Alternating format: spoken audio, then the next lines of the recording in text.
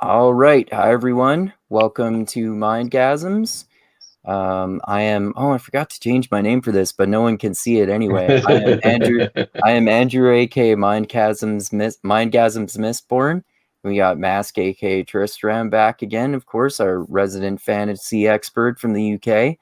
And of course, we've got Double Gold Centrist, aka Woke Centrist, aka Dusty Cubes, aka Dustin Cubit, who I talk with all the time and is also a fantasy nerd like all of us.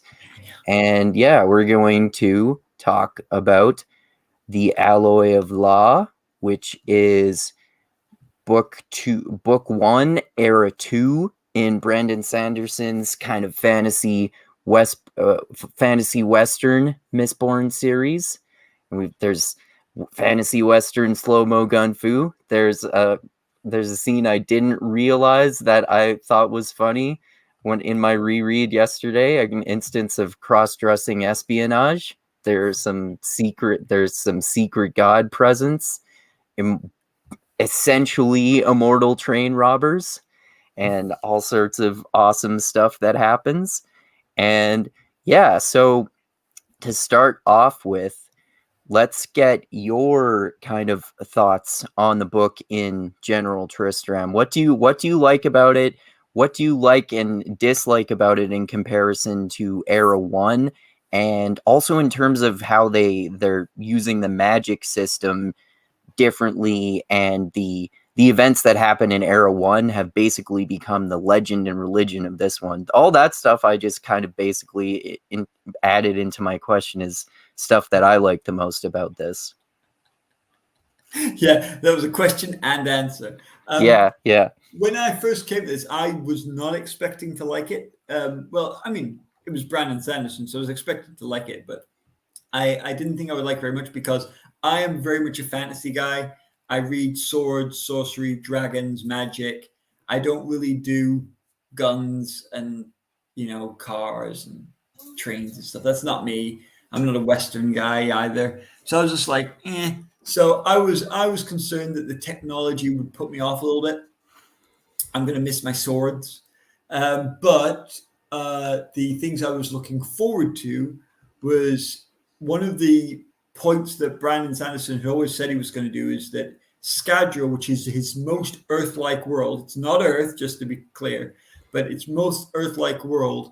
It's got 24 hours in the day. It's got those regular weeks, 12 months. It's got like the gravity of Earth, etc., etc., etc. And he had it develop its technology in line with roughly Earth-ish technology. And he said, so what you're going to see is there's going to be these different series in different technological eras, but the through line will be the magic system. And the magic system will be at the root of some of the technology. And that was really cool to start seeing that happen here. And it really blew up the idea of theory crafting for what is it going to be like when he does his sort of 1960s one, and then when he does his far future. So that was really, really cool to see a So different era and still Era using third, magic system. sorry, Era 3. Era 3 is supposed to be the 1960s-ish era. It's Yeah, supposed to be like the modern era, and the sci-fi one's supposed to be Era 4. when we say Okay. the modern era, within 50 years of our era, but he's not going for mobile phone era, he's going for Mm, pre that. So okay. it's because he wants it to be a detective one, like Cool.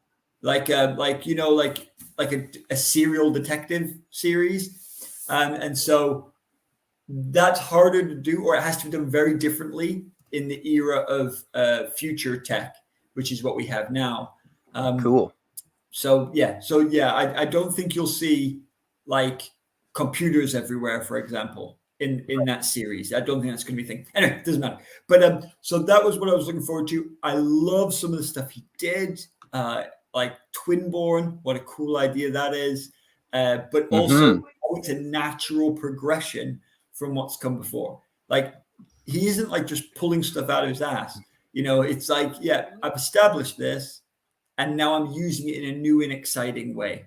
And I think that's what I love the most about this. And in later books, I would say the characters become people that really grip me. But at first, I came for that. I came for the magic system. I came for the inventive rewiring. I love every shout out to the original series. Love it. Like Yeah, when you yeah. find out that like the days of the week, the months of the year are like named after Vin. You're just like, oh, Mm-hmm. that's cool. Yeah. Like Yeah, I that's remember, so cool. The twin-born aspect means basically he has two misting powers, right? He's a coin shot, and what's the other one? no, he has Like the one. Allomantic We're power. Yeah, yeah, yeah. Oh, yeah. He has an allomantic power and a ferochemical power. Oh, we're talking correct. about Wax, of course, which we haven't mentioned for people But watching. Wax, it the just main yeah, character. we'll get into Wax and characters Wayne are really cool. Yeah. and we'll get into the characters. But yeah, a Yeah, misting yeah. and Hmm. ferring. It's one misting, one ferring put together. Okay. So one So one an allomantic power, that is an allomantic power and a ferochemical power? yeah. When Okay. you call someone a ferring, it means they are a Feruchemist who only has one power. When you call someone a Okay. misting, it means they're an Allomancer who only has one power. Whereas if you're a Okay. Mistborn or a Feruchemist, you technically have all of the Allomantic or Ferochemical powers. And one of the things that Okay. we're seeing, which is quite cool, is that there's not very many Mistborn, like true Mm-hmm. Mistborn, right? Like Yeah. there's none. They don't exist. Those are a thing of a bygone age when people used to have weird powers that no one has anymore. And that's quite cool because we know that that was like maybe a bit rare, but it was totally happening. And Mm-hmm. so there's some things that have been lost and some things that never existed that now exist. You know, trains and Mm-hmm. guns, and so I think that's fantastic work by Sanderson because I think it mimics our own history, right? Where we know the Egyptians, for example, had some technology that was then lost, and later people didn't have the level of technology that they had, and then was rediscovered in a different way. I love that. I love that. And the way that I remember when I was a kid finding out that July and August were named after Julius Caesar and Augustus Caesar. And I was like, my mind is officially blown. Like, I didn't realize that time could be messed around with like that. And when we see the things like the months of the year and the octants named after the original crew, that idea of normal life has become legend is really cool. Yeah. Maybe the ancient aliens built the pyramids, bro. But yeah, that's really cool.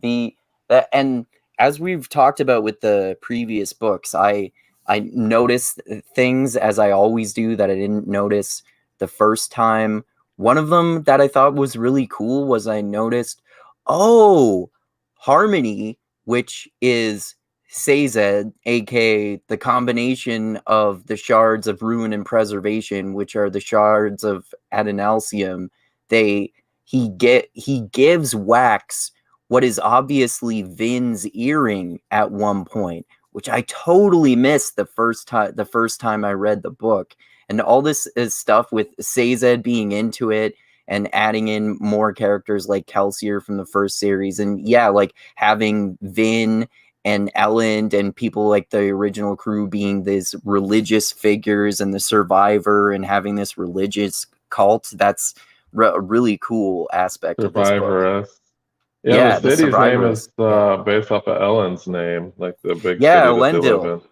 Yeah, yeah. And we had the So return of Marsh as well.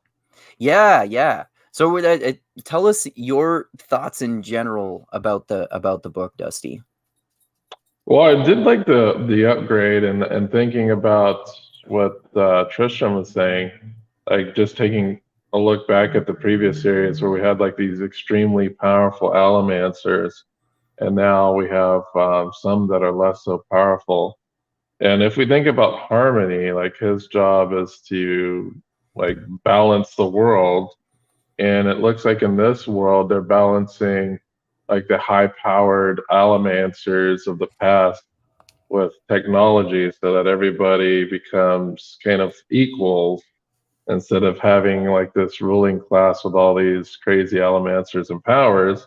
You know, have much less powerful allomancers, but the larger society has access to more technology, and it looks like there's less of a well, obviously less of a social stratification here. because what the first books basically had a slave class and a ruling class, and here we kind of have what's the lookings of early modern society. And they're getting stuff like electric lights for the first time. They have the spread of news through broadsheets that they can read, and it looks like they have a lot of like the early 1800s going on in this. I think they did mention vehicles and stuff that can move on their own, and the trains and things. But yeah, it's society is definitely different, and it does capture kind of that era with the gunslinging and how the powers are not invincible. Like these things don't make you invincible once you have an aluminum pistol, Yeah. Yeah. So it's That's like a cool part of equal... it too. Yeah, when they're making aluminum bullets, so specifically to shoot at people who have allomantic powers and can slow down the bullets. That's what I said. One of my favorite parts, where you can use time bubbles and you can move bullets around after they've been fired and that sort of stuff. And then we have a reintroduction of religions. That we have, what appears to be the survivorist, which is kind of what it seems to be like the mainline religion, and then you have Wax, who's a pathist, which actually seems to be the true religion, since he can talk to God directly. And then you have this other religion too, the Trellist religion, kind of like the hints of that, at least in this first book. But they don't go into any detail whatsoever about that. But we see like these religions popping up. And I know there's kind of a talk of how nobody understands the Pathist religion, especially when what's her name has the contract. That was like complete. I was like laughing during this whole section where she brings up the contract and like everything is covered. We need to wait till the plot for that, but yeah. It's just that's where they talk about like the religious conflicts where like we have the Pathians, and she's just kind of confused by what they do. And then it seems like the main religion though is the survivorist religion. Absolutely. And again, we can see like American Westernism there, can't we? Like that everyone was like, yeah, look, Christianity is like the real religion. And then there's these other ones that we know they exist, but come on. If you're getting married in a church, it's a Christian church. The survivorist religion is kind of like true though, I guess, because I guess Kelsier was a god for just a short amount of time. So it's like being a president. You're not, after you're out of office, I guess you still have that title. But that's exactly one of Brandon's themes, isn't it?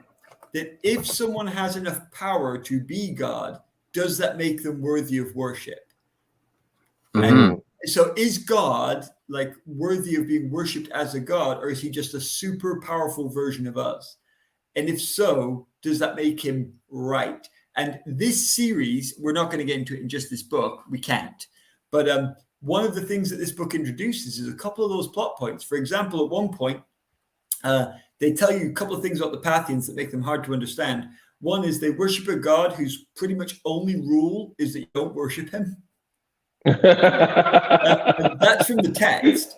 Like the only kind of rule is maybe pray, which is kind of like meditating with an earring in. It's just whereas normally it's a very Buddhist type of religion. Yeah, absolutely. Very Zen. And but one of the things that we know is in the old series, the friction between ruin and preservation was what caused a lot of the conflict. Well, this series, it's still that preservation versus ruin, except now they're both the same person. And it's just showing that, like, well, hang on a minute. Like, if you were just like a 10-year-old, right? And you're like, I'm powerful because I've got like one of the rings. And the other guy goes, yeah, well, I've got 2 of them. So I'm double powerful as you. But Brandon's taking it to a far more complex level where he's gone, Sazed is technically the most powerful being in the universe at the moment as he has 2 shards of Annelsium, which is more than anyone else has, but he can't act fully because of that balance that you talked about, Dusty, and he has to hold himself in balance. And one of the things this series is going to say is God right, in this case, Sazed, when he has all this power, why doesn't he do more with it? Or is he doing enough? What is right when you actually... It makes you think, what if you were in charge of the universe? What if you literally had the power to stay the planet or move it in its cosmos? Would you and could you act? And is balance right, or is preservation always right, or is ruin needed? And that's only the meta story that's behind the real plot, but it is there. And there's several times in the quite quick pace of this fantasy epic.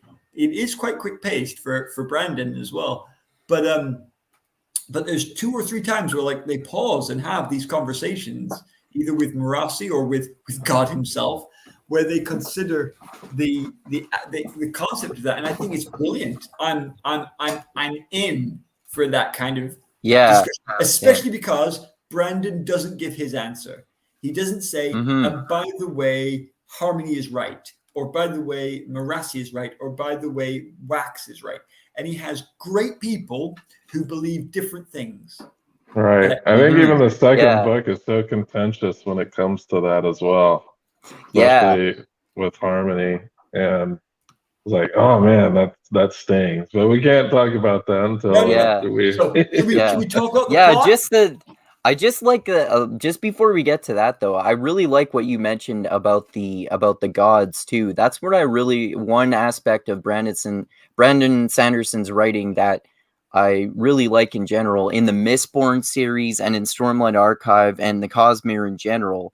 The gods, we see that gods used to be humans and humans become gods, and a god is more of like a position that you take up temporarily until eventually another human becomes that god and you are no longer that god. And they're very human and kind of more of like the ancient Greek or Roman conception of gods, where they're very human and they're very flawed and they make mistakes all the time, and they have conflicted interests and they don't really actually know what the right decision is to make all of the time. I like that approach to the gods in the Cosmere. Anyway, it's interesting how Harmony, like, he can only act... Well, I can't say that because he does definitely cause objects to appear that are beneficial to Wax. But he's really very subtle, and he works through people for the most part instead of like directly using his own power.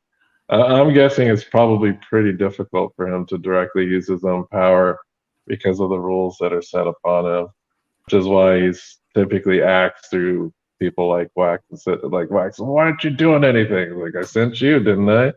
You know. Like, so yeah, and his conflicted nature, right? So, like, I've got someone who's killing people. And you're like, well, I'm just going to blow you up. But can I? Because actually, people are supposed to die. And I am ruin. Like, half of my entity is to let things pass. But half of me is like, let's save everybody. And he's both. And that is his challenge. He's got ultimate cosmic power. But it isn't just the rules of the universe that bind him. It is his very nature. Yeah, that's interesting too, because we don't even find out in this book. We don't find out until book 2 and 3, or maybe it's 3. And let's not spoil it in case people are going to read those. No, I'm not saying why it is, but I mean, we don't find out until book 2 or 3 why Harmony is choosing to help Wax. I don't even remember what the reason is for my first time reading it anyway. Well, I gotta read it again. There's like a bunch of... There's like something that hasn't been resolved yet and will likely be resolved in the next book. But we can believe as just the first reader that Wax prays to God and that God kind of helps him out, but in many ways it seems to be almost Wax doing it himself. And that's very relatable to people on Earth, right? who Mhm. sometimes choose to see God's hand in things, and other people are like, yeah, you just did that yourself. That isn't, but that's good, right? Because Brandon Sanderson, again, he tells the story and then lets the reader and the characters decide for themselves what's really going on. Was that a coincidence, or was that God just shuffling things the way you needed it to go? Yeah, that's a big thing with the Cosmere with Brandon Sanderson, because we know they're always working behind the scenes, and people do all sorts of speculation about was that Harmony doing this, or in Stormlight was that Odium doing this, or was this some aspect of this God Civil War that was going on? Are they manipulating events? Why would they be doing that? Correct. And we'll see that, and we are seeing that, aren't we? In the later books, more and more come out, and more people are in the know. They know that there's gods mucking about, and we'll get let's go. So yeah. Anyway, in terms of, well, actually, it would be. I guess it'd probably be easier to get into the characters and get into the plot from there, because obviously they're all involved with the plot. So, I'll just say right obviously, now, Wax is my favorite character. Oh, okay. Yeah, I love Wax and Wayne. I think Wax is probably my favorite, but Wayne is a close second favorite too. And He's another thing shaking I his know, head. yeah, another thing I noticed in, well, this is kind of similar to my reread of Era 1. In Era 1, the first time I read it, I really wasn't a fan of Ellen for the most part. He didn't seem like a very interesting character to me. And he's still one of my least favorite characters, but I appreciated him a lot more in my reread of Era 1. And I think for me, that's very similar to my thoughts about Marasi in Era 2 so far, because especially in my first read, she really did not seem like a very interesting character to me. And she's still one of my least favorite characters, but I like her more in my reread as I did with Ellen in my reread of Era 1. So you don't like Wayne though, hey Tristram? Well, no, let me just clarify. Okay. I'm a real, like, I'm an old-fashioned guy, right? I really like people who follow the rules, and I really like What, you people. like theorists or? Yeah, well, what I'm saying is that I'm a conformist, right? Like, it's crazy that I'm mates with you guys, because you're like way out there thinking like, let's see the world in every way and a little bit of chaos theory. Whereas I'm very much down the line, do what you're told, stay in line, buddy. And so Wax, I love Wax. I feel that Wax speaks to me on a really fundamental level. But one of the things I do recognize is that Wayne makes Wax work. Wayne is great with Wax. If I had to be Wayne's buddy or live in the same house as him, I would kill him. And he would drive me nuts, because I'm like, just Wayne, that's stupid. Be serious and don't do stupid stuff. And he just wouldn't even get it. I just love his dry sense of humor. I can see totally like if he were actually a real person, how he would be really annoying to be around. But I he would say is a good guy. Wayne is a good guy. I think we need to state that for the record. He has his incredibly bizarre quirks, and like some people don't like him because they think he's too sexist or whatever. But Wayne himself is a really good person. He's a hero. He's just a very unorthodox one. Go on, Dusty. I would say Wayne is deceptively intelligent. Like, look at how he can read people. Like, he reads people like no other. Like, he's able to figure out all these accents. He's able to combine accents and create these characters on the fly. Like, the guy is really smart in manipulating people. And part of that too is him pretending to be less smart than he actually is, I think. Yeah. Spot on.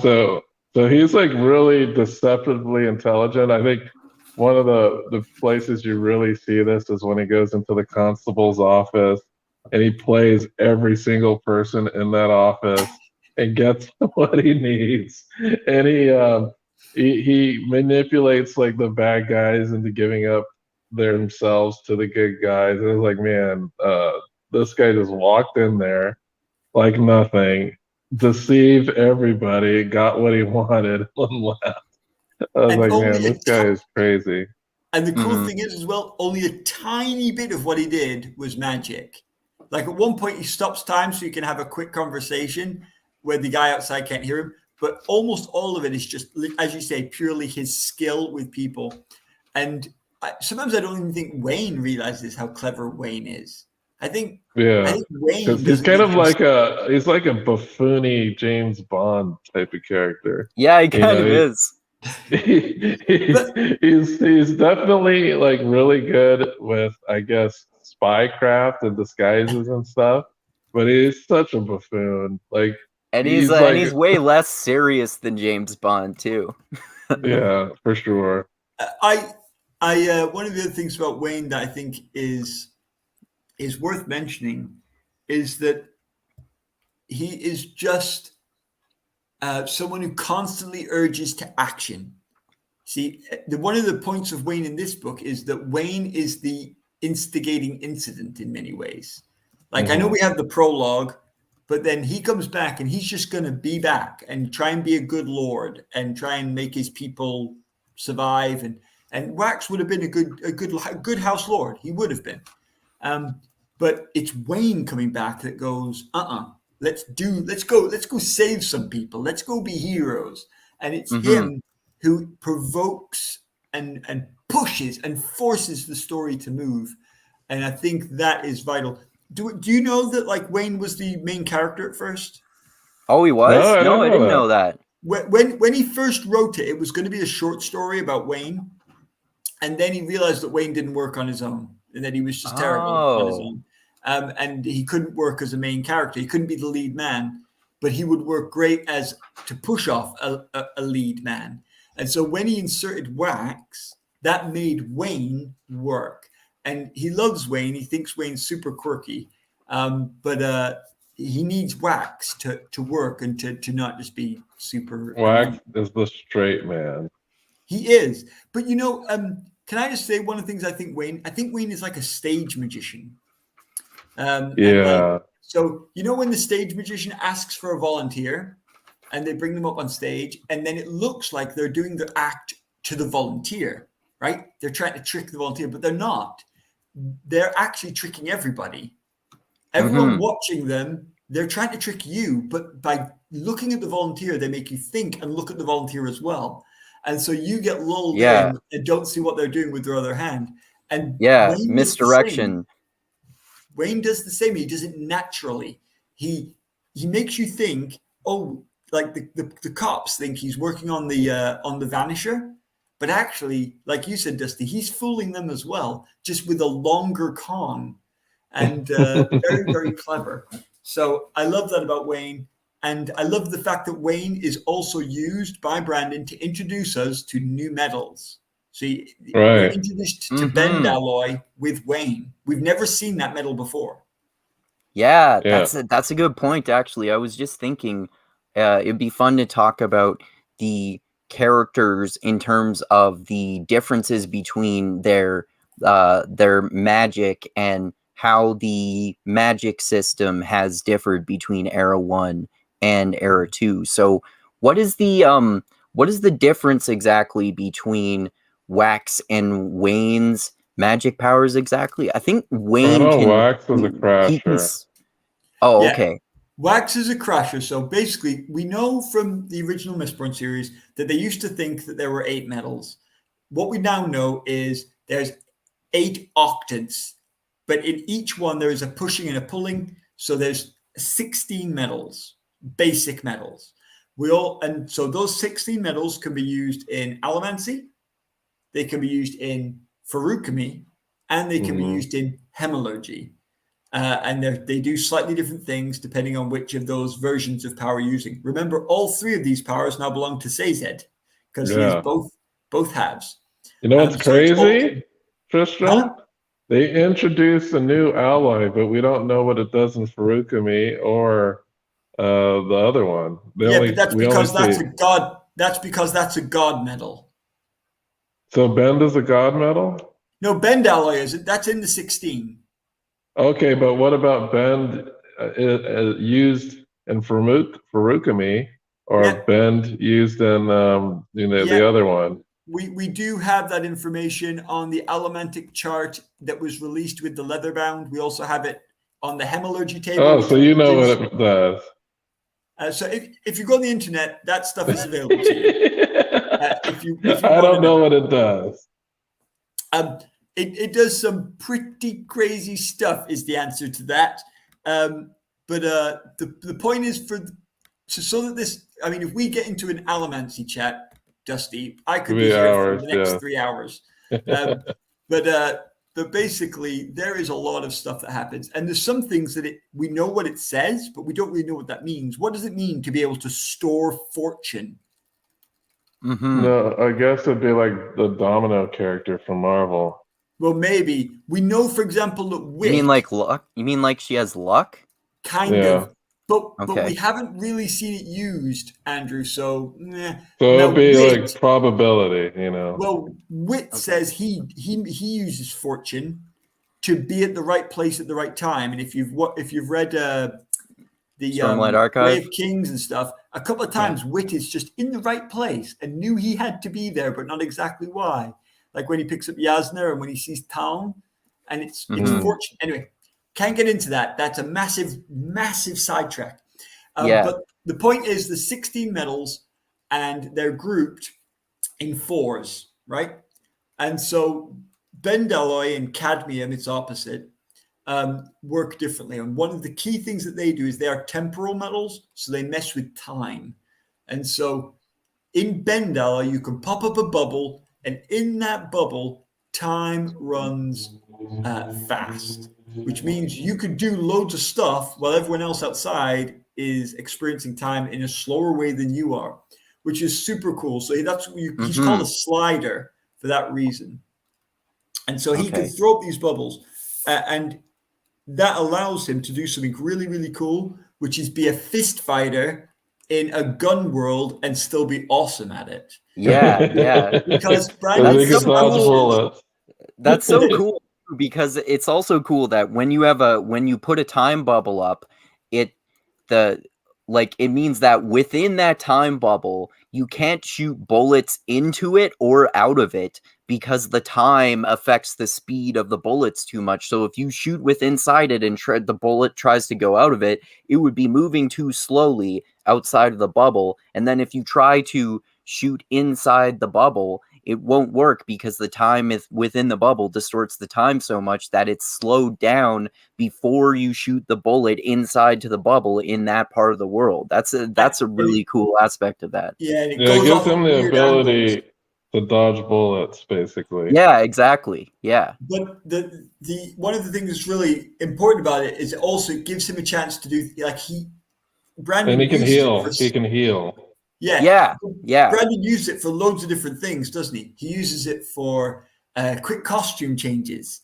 He uses it to nick around corners. He uses it to lose tails. But he also uses it in a very cinematic way that will just look amazing on the screen. And that's one of the things that Brandon said about Mistborn, is he says he specifically wanted it to look good cinematically. Okay. So he's like, sometimes my science doesn't fully add up. And he's like, I'm fine with that. This is a fantasy book. So he's like, I established the rules and we stick to the rules, but the rules don't have to make full sense.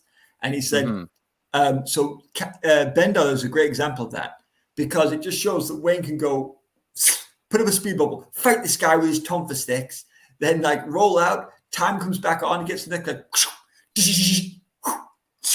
and every time it's pause, beat up this guy. Next one, pause, beat up this guy. And so he can get past bullets and have individual fist fights like a proper cowboy, but also with a way that makes it realistic that he could do that and would do that. And at first, we don't know why not, but Wayne doesn't use guns. And it's very quickly explained that he doesn't use guns. We don't need to get into the backstory of that yet, because it isn't necessarily relevant yet. But you think, it's like what you call it? The traumatic. Untouchables. Don't bring a knife it's to a gunfight. Yeah. Yeah, it's like he has PTSD from handling guns, so he just doesn't do it. Mm-hmm. Yeah, but that's Yeah. something that's investigated in a future book, because that's when we get into Wayne's backstory. In this book, they just say, "I don't touch guns," and no. He does talk to what's her name, the Marasi? Pulsar. No, he talks to Marasi about it. He does Okay. say that. Yeah, I thought he, I thought I remembered him mentioning that. Yeah. he does. He does talk about it. So he mentions why he doesn't use guns to Marasi, because of course Wax already knows, so he doesn't need to explain to him. Correct. So he accidentally killed somebody. Yeah. But he doesn't mention that till the final quarter of the book. Yeah, he mentions that towards the end of the book, and we do see that he's a good-hearted person. Like, even though the family of the person he accidentally killed hates his guts, he still sees himself as a provider for that family. Yeah, and he yeah. He sends money back mentions. to them. Yeah. I remembered that too. He mentions that he sends money to them and they accept his money. Yeah. He hates his own guts. Like Wayne thinks that he's deplorable for what he's done, and he knows in his own terms, Wayne doesn't think he can ever be forgiven or should be. Yeah. That's interesting too, because it adds another layer to his character, because his dry wit and humor it's not only kind of presenting a way of presenting him as dumber than he actually is, but it's actually also kind of masking his inner darkness. Which is often true for like comedians in general. Like, they always many comedians do comedy as a response to trauma that they've had growing up. Like, I can't tell you how many countless comedians were beat up in school when they were in school, and they used humor as a way to kind of counteract that. Yeah, exactly. Yeah, the Wayne's magic and Wax's magic, and the similarities and differences between them is really interesting. And then also we see Marasi, and that she can create time bubbles as well, which is also really cool. And basically Wayne teaches her that, because at first she thinks, well, this isn't really a big deal. This isn't a very useful type of magic to use. And Wayne kind of teaches her, no, this can be tremendously useful. And she ends up helping them a lot along the way in the story too. Which is a fantastic plot point, right? Because she has a power that means she can be slower than everybody else. And you're like, that's no good. that's a rubbish power. You know, when I was getting superpowers, what did you get? I got bending spoons. And you're like, oh, that sucks as a superpower. Yeah, but like the key thing is that Brandon Sanderson loves sucky superpowers, doesn't he? Like, that's one of his things. Is like in Alcatraz, the Alcatraz books. The Alcatraz books, precisely. And the arithmetist, he doesn't even have a power. Yeah. That's true, yeah. And the girl who does have the power is sucky at using it, and the boy who would be great at it doesn't have it. And then, of course, what does he do? He makes that point part of the plot. And the fact that her allomantic power is such a rubbishy one means her father doesn't treat her well over it, which is another reason to dislike him. And Brandon wants us to a little bit dislike Lord Harms. Yes. And secondly, her own scorn for it means, of course, that she hasn't told anyone she can do it. And so because she's kept it to herself, it's a secret move, which is why Miles doesn't know she can do it. And then when she does use it, it's completely unexpected. But it makes sense that she hasn't advertised it, because it's an embarrassing, useless power. So he's allowed us, he's built it up, and then he uses it without warning. And we go, oh, that makes so much sense. That was that was clever, Brandon. Good move. But we had, the thing I love about Brandon's reveals is he almost always gives you the hints beforehand. If you have the eyes to see them, And that is what makes things like the way he resolves this book not feel like a Deus Ex Machina, but instead feel like, wow, that's surprising, but actually that makes complete sense. I see how that could absolutely be the way they planned it. Yeah. Oh, I'm glad that I was actually that's thinking true. too about her power in general. I was thinking, you know Mhm. what? Her power is actually pretty useful in certain situations. And I was just kind of Yeah. thinking of the different scenarios in which she could do that. Because what happens is the rest of the world speeds up while within the bubble, time has slowed. So what she Oops, could sorry do about that. actually is she can actually make herself a bullet sponge, if that makes sense. So basically, she can post Yeah. up in front of like maybe wax, and her bubble can actually work as a barrier. It Yeah, would that's stop. true. Basically, it would stop bullets. So she could hide behind cover, and her bubble's pretty large. It's bigger than Wayne's bubble. So if she posted up in some cover in front of Wayne and just like extended her bubble, like anybody shooting into that bubble, the bullets just would not manifest on the other side. They would just catch all the bullets, and it'd give like wax some time. But I guess there would be some communication issues because she would be in that bubble, and then time's really sped up outside. But at least she could be temporarily useful in that case. Yeah, that's true.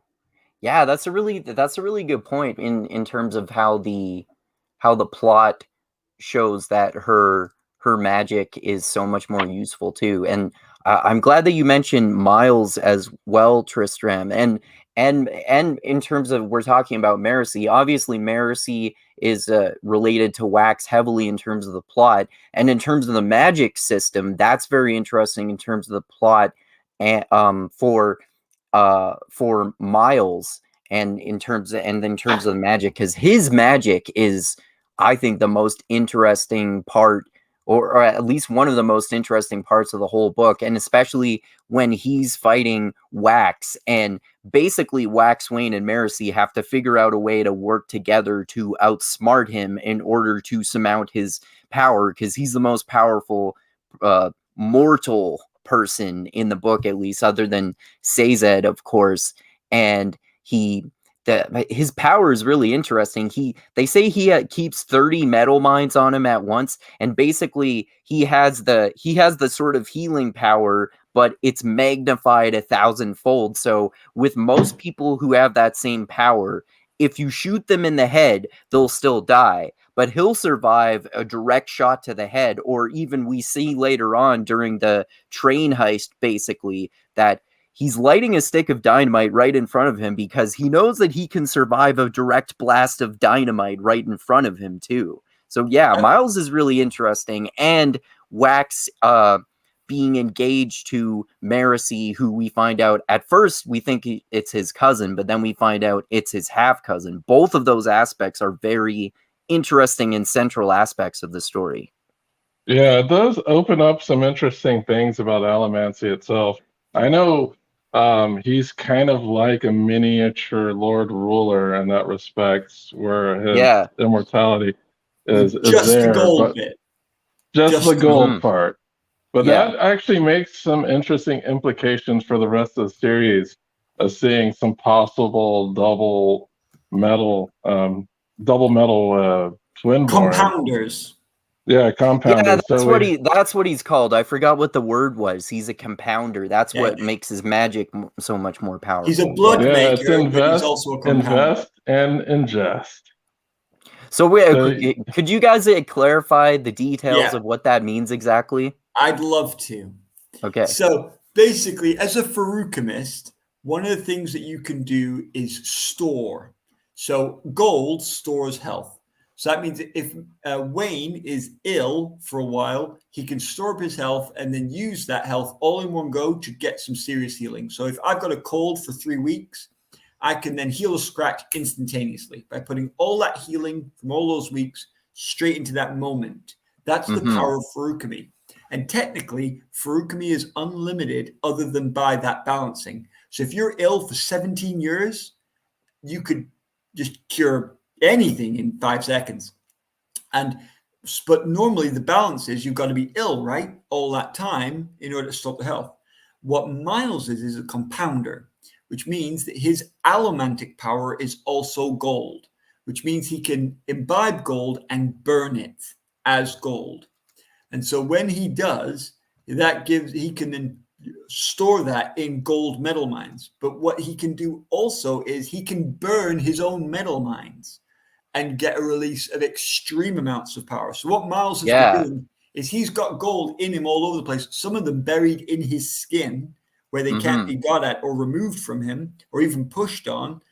And he has charged all of those to max, not by being ill, but by actually burning gold. So he can burn gold to fuel his feruchemy. So he just never has to be weak. He can make his own fuel, essentially. It's like he has almost limitless power, basically. And limitless age because of the healing as well. Like that's how the Lord Ruler was able to never die, is because he was a gold compounder. Yeah, that's the way that Miles is similar to kind of a mini Lord Ruler, as Dusty was saying, yeah. But I don't know, like Miles has got a very powerful combination, but it has its limitations, and the book shows that because it doesn't let him fly, it doesn't let him shoot metal around, it doesn't let him bend time. So, like, it's easy to say that he's super powerful because he's so hard to kill, but that's the only thing he's hard to do. Like if you ask someone, what is actually a better power, like just being really hard to kill or being able to literally speed up time, I think many people would say, the slider has a pretty freaking cool power. But one of the things that's so scary is that his is almost unlimited because of the way it's designed, whereas Wayne's is very limited. Bend ally burns very, very quickly. We also didn't mention that, like, Wax's ferochemical power is weight. And weight doesn't seem like a really interesting thing to have. But because his allomantic power is pushing, it's coin shot, he can use that weight extremely effectively. So basically stores weight all the time, which means his pushes only have to be quite light and they can send him further. But it also means that he can make himself very heavy. And when when two things push on each other, the light one moves.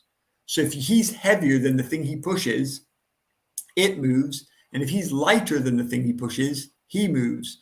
And so through many years of practice, it makes him basically the ultimate coin shot. Yeah, it's really cool how he can combine his powers of weight and pulling and pushing so that he can basically move himself around as much as he wants to, and he can move objects around as much as he wants to by combining those two powers. But remember, no pulling. He can only push. Push. Not pulling, pushing. Yeah, by combining pushing and altering his weight. Yeah. If you remember in like Mistborn, because of Vin's small stature, she would always lose pushing matches. Wax will never have this problem. He can make himself as heavy as he needs to overcome whoever he needs to. Yeah. So he doesn't have, that liability. And then he can make himself super light. So if he needs to push, he has a very, very effective, his basically, the amount of energy he needs is so efficient. Because if he has to push himself, he can make himself lighter. So he's probably, he'd probably be better than Kelsier in pushing. Just like imagine if he had the pull, and he would be like a better Kelsier if he had both pulling and pushing, and he could change his weight around. It'd be a pretty crazy combination there. Yeah, but full Mistborn isn't just pushing and pulling, is it? I mean, Kelsier they got everything else. Yeah, but that was Kelsier's specialty, was pushing and pulling. True statement. But so just one last thing on that as well is that one of the cool things that Brandon's doing is he's taking all of the abilities and just saying, what if? And so like one of the things is now there's guns, people are really thinking about how all the powers interact with bullets. right? Mhm. It's a big deal now. Whereas before, the only people who could do this were coin shots. Now it's everybody. And Mhm. one of the things What are you laughing about? I'm just, I just realized they have literal tinfoil hats yes, they in this do. Yeah, they universe. do. Yeah, they do. Yeah, that's funny. Yeah, you were And just talking about that, Tristram. And we yeah, mentioned that exactly. earlier. That people make aluminum bullets specifically so they can shoot people like Wax, who can use those powers, and people who can move bullets around after they've been fired. And then if people use the time bubbles, as we were talking about, they Aluminum basically can bullets. slow. Yeah, aluminum bullets can solve that too. Yeah. One Aluminum of the hats are for anti-soothing and rioting. correct. Yeah, tinfoil hats are basically protect you against magic powers in this universe. But also, like, one of the things that I think is useful to mention is, like, we've never seen anyone throw up a steel bubble till today, till this. In the intro, Wax does that, and like no one in the old series did that.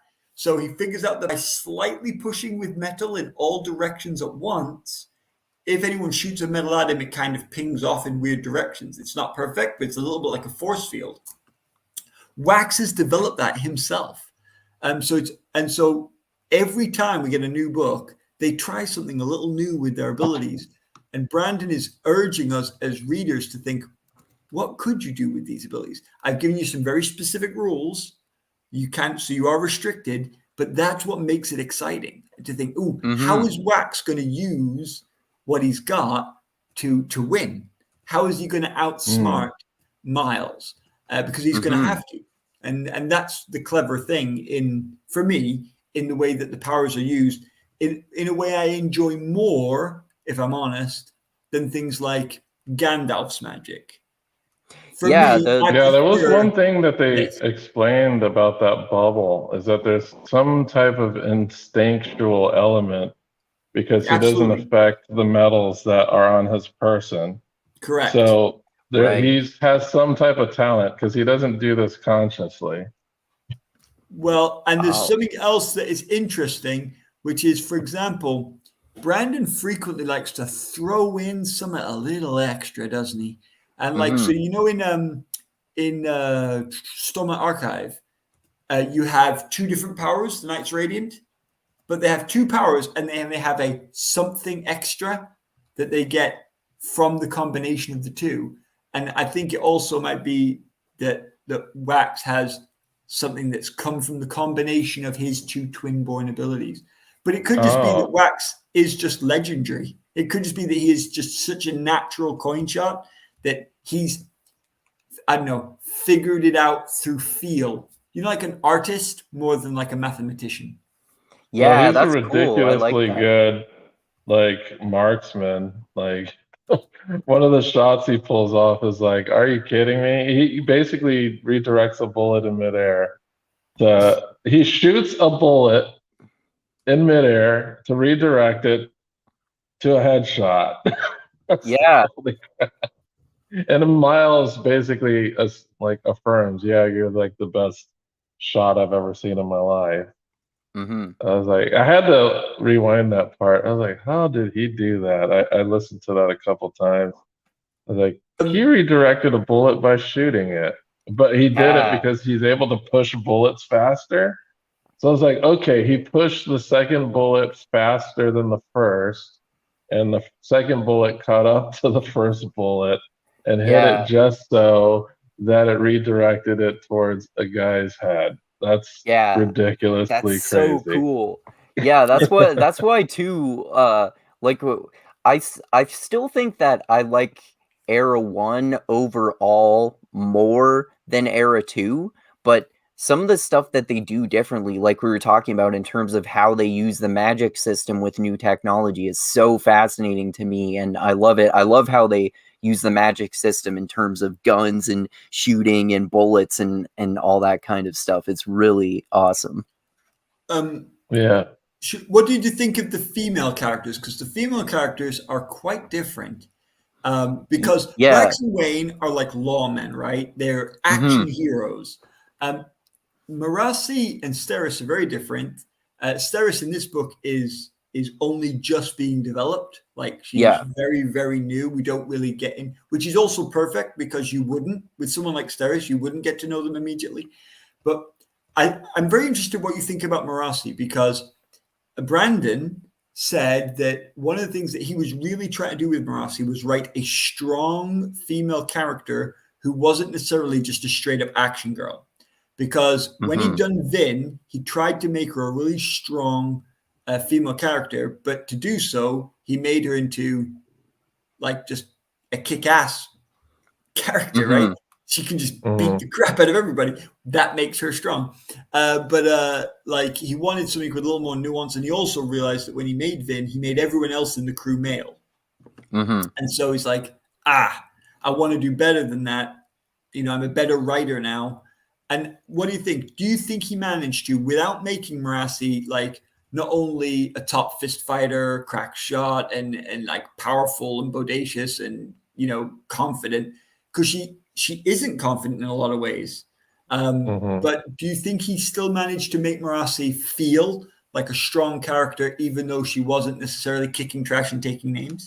Yeah. Marasi did a lot of good detective work, and I think like her, like she is like the modern law woman type of character, while Wax is kind of like the old archaic breed. So Marasi is like on top of all the technology, on top of all the criminal psychology, you know, comes from a very academic basis for all of this. So that makes her extremely useful when it comes to law stuff. That's interesting too, because she mentions that she decided to pursue a law degree because she was inspired by Wax, but decided to go with the more of an intellectual approach instead of just like a gunfighter approach, which often, you know, in reality is often more effective than we talked about that with the different direction that the new Batman movie goes when we discussed it before, right, Dusty? About how Batman changes his philosophy and decides that maybe you can't actually solve the problem of why people commit crimes in the first place by going around punching criminals in the face, which makes sense. Yeah, so she is kind of like the more refined edge of the criminal justice system, and she tries to modernize Wax, and she's not useless, you know. She tries to pass herself off as useless as far as like the Allomantic powers go, but she's ridiculously good with a rifle, and she's not that good with a pistol, but her rifling is pretty good, and she's won awards with that. And you know, she wants to be in on everything. I know initially Wax and Wayne want to leave her behind, but she's like, no, I'm gonna go with you guys. I can be useful. And then they figure out a way for her to be useful, and she basically becomes Overwatch in the last portion of the thing. She becomes Overwatch, and then she's part of a very important scheme in the end, which stalls Miles into him getting captured. But yeah, she's really useful part of the team. And I guess we kind of forgot about like the Q of this universe, which is like the female gunsmith that Wayne's in love with. She's basically like our Q. She makes all these. Yeah, she is. Yeah, she makes all these crazy bullets and like gadgets revolving around firearms, and we get to see those in action. I love that scene. Well, when they go to her home and like. She's a lurcher. She's an iron allomancer, so she can pull, but only pull. And so the way that they use and say like, if people could do allomancy, how would that affect weaponry? And so that's what that is, right? It's like you said, it's the Q arming up session, but allomancer style. And so she gives him like a gun that has special rounds for killing allomancers, and you're just like, that's a great idea. And did you notice what they call the rounds? They call the them haze killer. I love that. Yeah. That's a great that was one thing I was thinking of too. That's is it the haze killers or is it someone else who they seemed like kind of a more forward in history parallel of I forget what they were called, but basically those soldiers / assassins who were trained to kill Mistborns in That's Era exactly 1? right. Yeah. Okay. Like, so Yeah. haze killers were basically people who were armed and armored for fighting Mistborn. And so they would have no metal on them. They'd have aluminium. Like when They'd they be discover trained. aluminium, they carry aluminium around so that they've got the band on their hats so they can't be affected and things like that.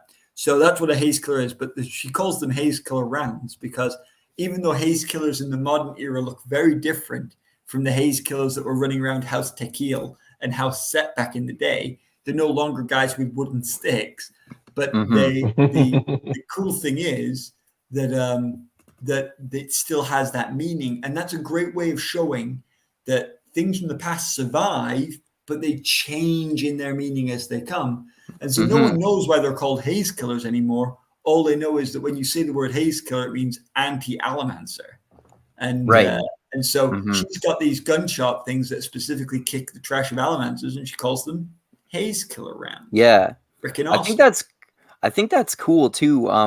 Like I was saying before, my opinions of Marasi in Era 2 are similar to my opinions of Elend in Era 1 in that at first I didn't really think she was that interesting, but again in my reread I'm noticing more of the ways that she's interesting and useful because the like Wax is engaged to her, and at first he doesn't like it that much, but then it turns out that she actually is interesting and intelligent and a good fighter, and she's a much more compelling character than she was in the first place.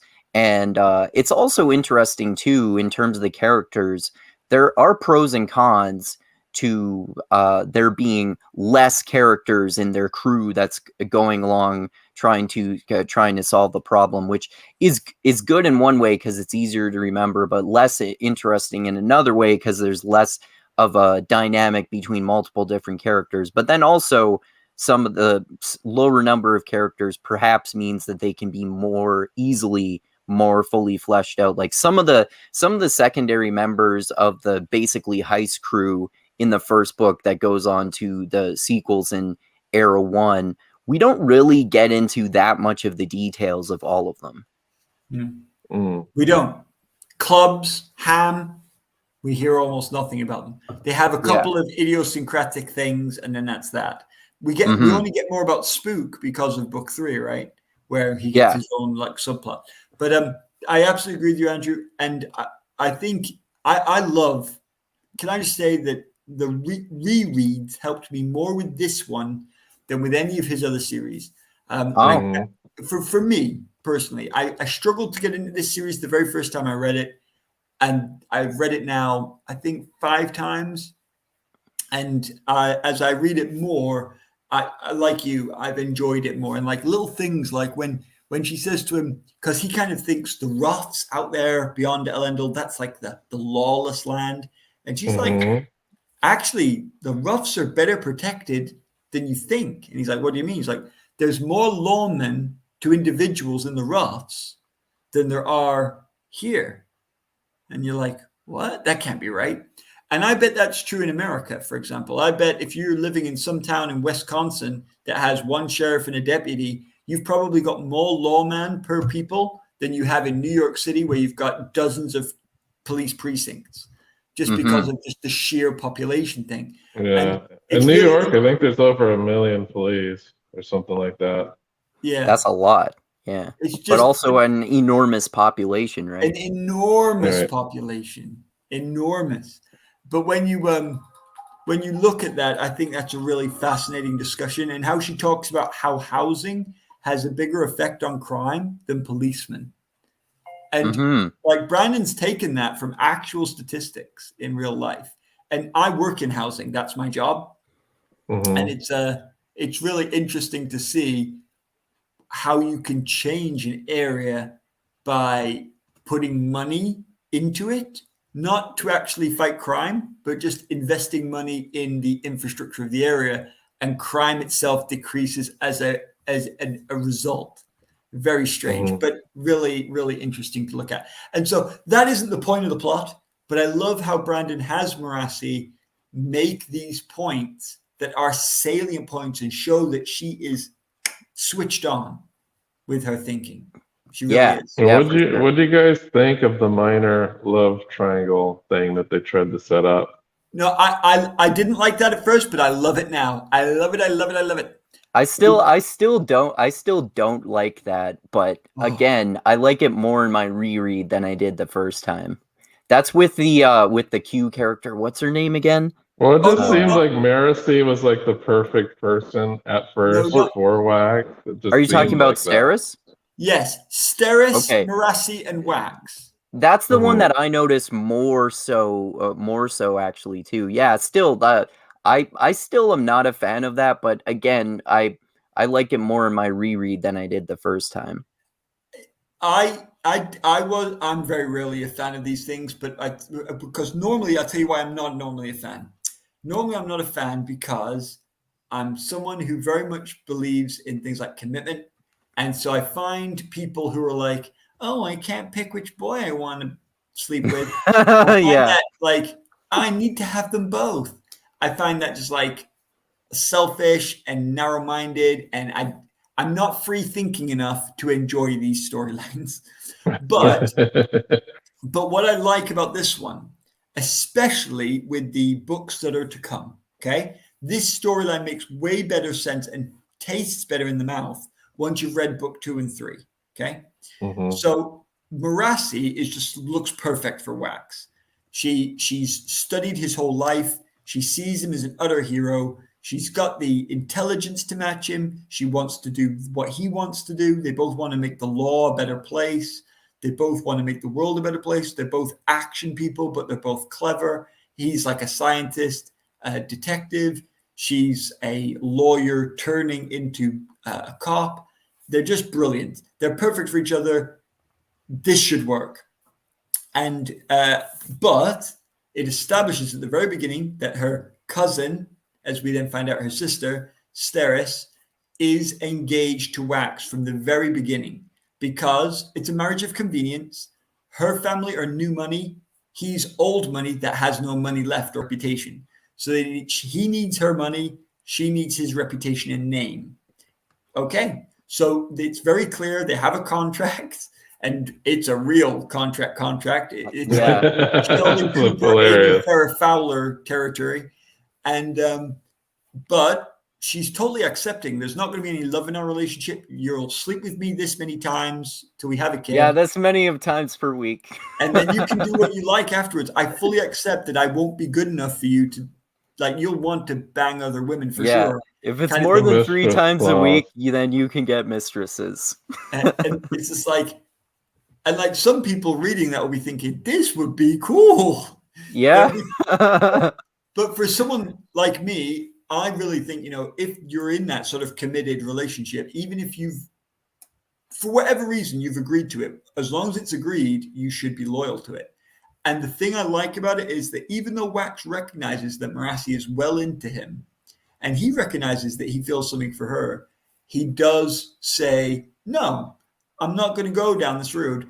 And he does it in a little awkward, but he does it before she embarrasses herself entirely. And he makes it clear that it's not a problem with you. Now, I like that because you can be put in an awkward situation and it is awkward, but you don't have to just constantly never talk about it. And I hate that in like soap operas, where if they would just say what they're thinking for like 1 second, they'd solve the whole Yeah. problem. And Wax does say, and I Mhm. appreciate that. It makes me love Wax more. And then it could be Marasi hurt puppy, but it isn't. If you follow the future books, Marasi's like, okay, you're not interested? You're not interested in romance? We can still be friends and I can go and find other people that I'm interested in. Because actually, you're not the only man in the world. That is such a healthy message to send to humanity that sometimes the person you fall for might not be into you. That doesn't make them evil, but it also doesn't make you crap. I love that. And usually love triangles do not end that way. It's like one of the ways they end is one of the three people was a super bad guy, right? Like they do in Pride and Prejudice. The way they resolve the love triangle is one of them's evil. But in this one, they don't do that. Except in Pride and Prejudice and Zombies, though, it turns out that they're actually both really good zombie killers. Very different twist. But I just think that's a healthy thing to say about relationships, that sometimes relationships can totally not work out, but the friendships still can work out, and you can both still end up finding good matches. And it doesn't mean you wouldn't have been good together. You probably would have been really good together. Yeah, and I like that. Like that annoys me too. We've talked about this before with some of the dynamics between some of the male and female characters in Wheel of Time. Some of their bickering is just annoying sometimes, because I just think so often, just tell the other person what you're thinking, and then you won't have to do all this bullshitting around insulting each other because you're pretending to be a certain way because you don't want to tell them something that's really easy to tell them. And if you know, because we're the reader and we experience both of their thoughts, we know that with both of them, the other person is actually considering the same fucking thing that they're worried about, and they're worried about the same shit. So if you just talked to each other, it wouldn't even be a fucking problem. Well, it's real life, Andrew. Yeah, it is. It is. That's why it's so annoying. Act in real life. Yeah. And so actually, this is a love triangle that I didn't like at first, but now that I've got the context of the next two books and I've seen how well he handled Marasi post being put down, because she could also have been like constantly trying to get him back, right? Or even like trying to seduce him. And she just doesn't. She absolutely refuses to do so. And he does not play her along either, which is just great. And so even though it's a bit awkward, they make it work. And the development of his relationship and Steris's relationship, not in this book, but in the future books, is my favorite Cosmere romance. It's done extremely well, and I didn't think more Steris than was Dalinar and his wife. I prefer this one. As a romance, I think Steris is delightful, and I love Wax, and I like Wax more than Dalinar. I as a person, because Dalinar used to be evil, so I can see that. But the thing is, I have, like, some people have a real problem with Dalinar. We're going to get into that another time. I love Dalinar. He's people probably say my. That Dalinar he might be my favorite character even more than Kaladin, but it's hard to say. Well, some people say that Dalinar shouldn't be. There are people in the fandom who think Dalinar shouldn't be allowed to have life as good as he's got it because of what he's done. Like, but Brandon's not saying otherwise. He's just saying the way it is in that world is this. But some of the fandom think that Dalinar just does not deserve what he's got because he's murdered people. Like, that's interesting. Yeah, he's done, like, that's why my favorite Stormlight Archive book is so far is Oathbringer, because it centers on Dalinar and it gets into his fucking disturbing backstory and committing mass genocide and shit like that. I'd have to think about it more, but I think that my favorite romance in the Cosmere so far is Adolin and Shallan. I like that because I really like Adolin, and I'm not really a big fan of Shallan in general, at least in terms of what happens to her in the plot. But when she's interacting with Adolin, that's actually some of my favorite parts of her in the Stormlight Archive books. Yeah. I mean, I like other characters more than Wax and Steris, but their romance is my favorite. And I think it looks, I find it very believable. Because it's so unlikely. You know, the beginning of their relationship is an arranged marriage, you know, and you would not expect it to be anything more than an arranged marriage. I think that's kind of why I was so disappointed the very first time I read the Alloy of Law. I was kind of sad that Marasi didn't get her chance with Wax. I was like, oh man, that would have been great together. I think they And would have it been. I almost felt like he's doing this more out of obligation. He Well, doesn't he really was. care. Yeah, he didn't care that much, like romantically at all for Steris. Steris.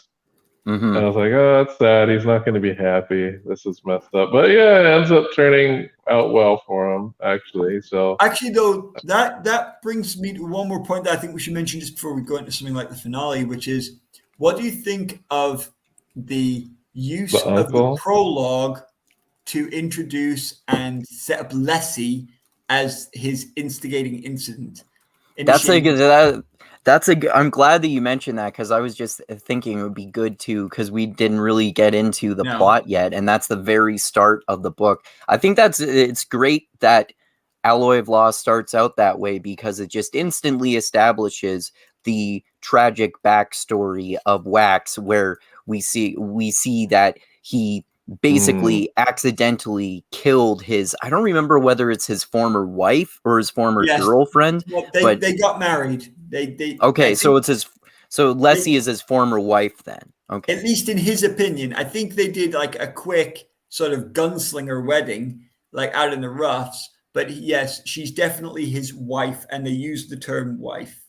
Okay. Okay. Yeah, so we see in the start that during basically his gunslinger days when he was out in the roughs, before we see at the start of the plot, he gets called back into basically his noble status living in the city as a rich aristocrat, which is how he gets into that arranged marriage. He's called back after his father's died, and in the prologue we see that Uncle. he accidentally, his uncle, sorry, we see that he accidentally kills his wife Leslie because he's in this situation where the bad guy is holding a gun to his wife's head, and he's intending to shoot the bullet and then use his magic powers to direct the bullet to shoot the guy in the head, but the guy moves his wife's head at the last second instead and forces the bullet to shoot her, and then he shoots him after. So he has this tragic backstory that's his motivation for the main plot, which is interesting. And we see him have in the very early parts of the book a bit of PTSD over that. Like he's crashing. He hesitates. He's going to jump in and stop all these criminals, and he hears a woman whimpering, and he just freezes up. And that happens a few times to him, including at the party. He's like, "I'm not going to get involved here," and Wayne's like, "Get involved, get involved." He's like, "No, no." And then it's only when they kill Peterus that he's like, you know what? They've gone too far. And they kidnap Steris and Marasi. He's like, I can't just do nothing. So then he becomes the lawman again. But it's interesting that he's almost forced into that situation because at first he isn't ready to confront it. And you can understand why, you know?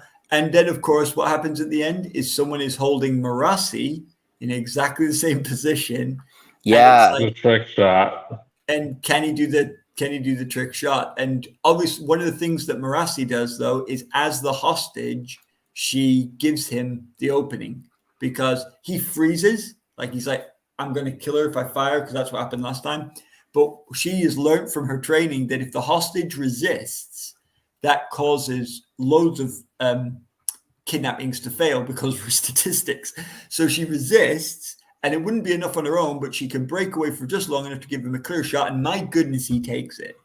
And that's awesome.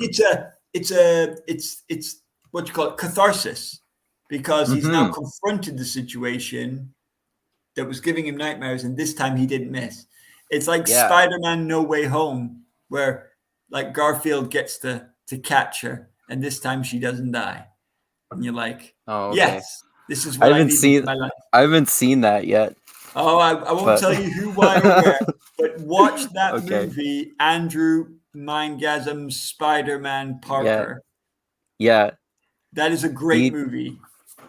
Dusty, I think Dusty didn't know until I told him that they have all of the Spider-Mans in that new Spider-Man movie, No Way Home. I'm sorry that you can't watch it the way I did, because I watched it without seeing any trailers or nothing. So I didn't know. I haven't seen anything. and I got to watch, and then they brought this person. I'm like, oh, that's cool. I'm like, they're not going to do it again, are they? Oh, wouldn't it be cool if they did that? Oh, they just did. Like, it was a love song to people like me who have been Marvel nerds since the 80s. And it was just pièce de résistance. What a beautiful way to bring things together. I'm looking forward to watching it, man. I've heard that everyone seems to love it, so that's awesome.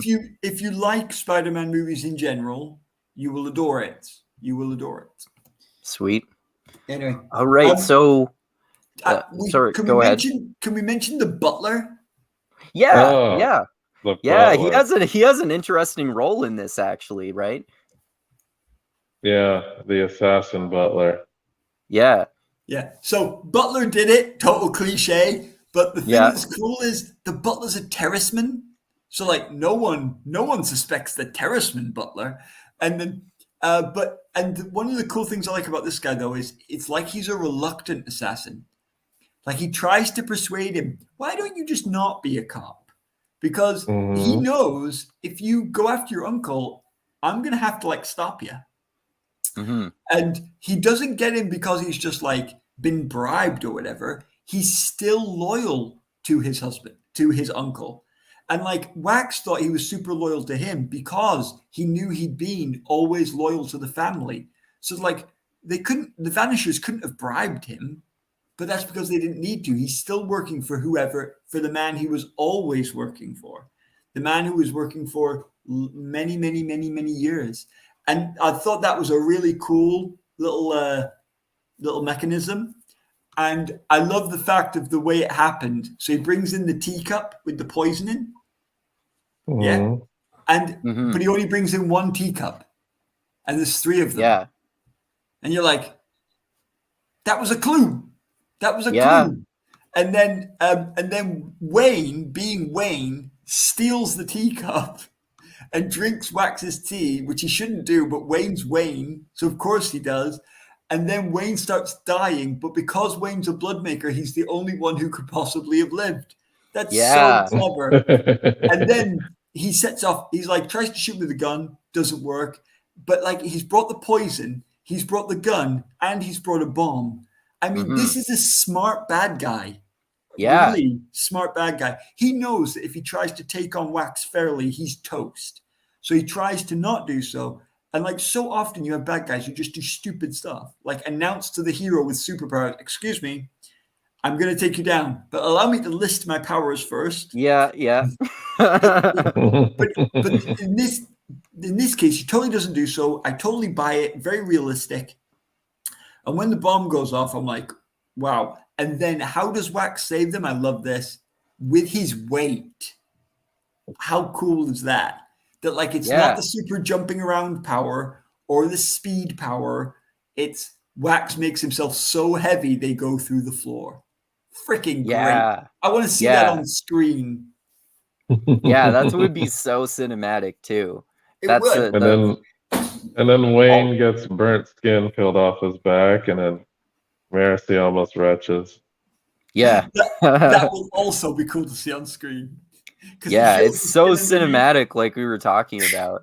And all these, like all this integrating the magic system into the gun battles and slow motion gun battles and moving bullets while they're in midair and all that stuff. That is so cinematic. That would be so awesome to see.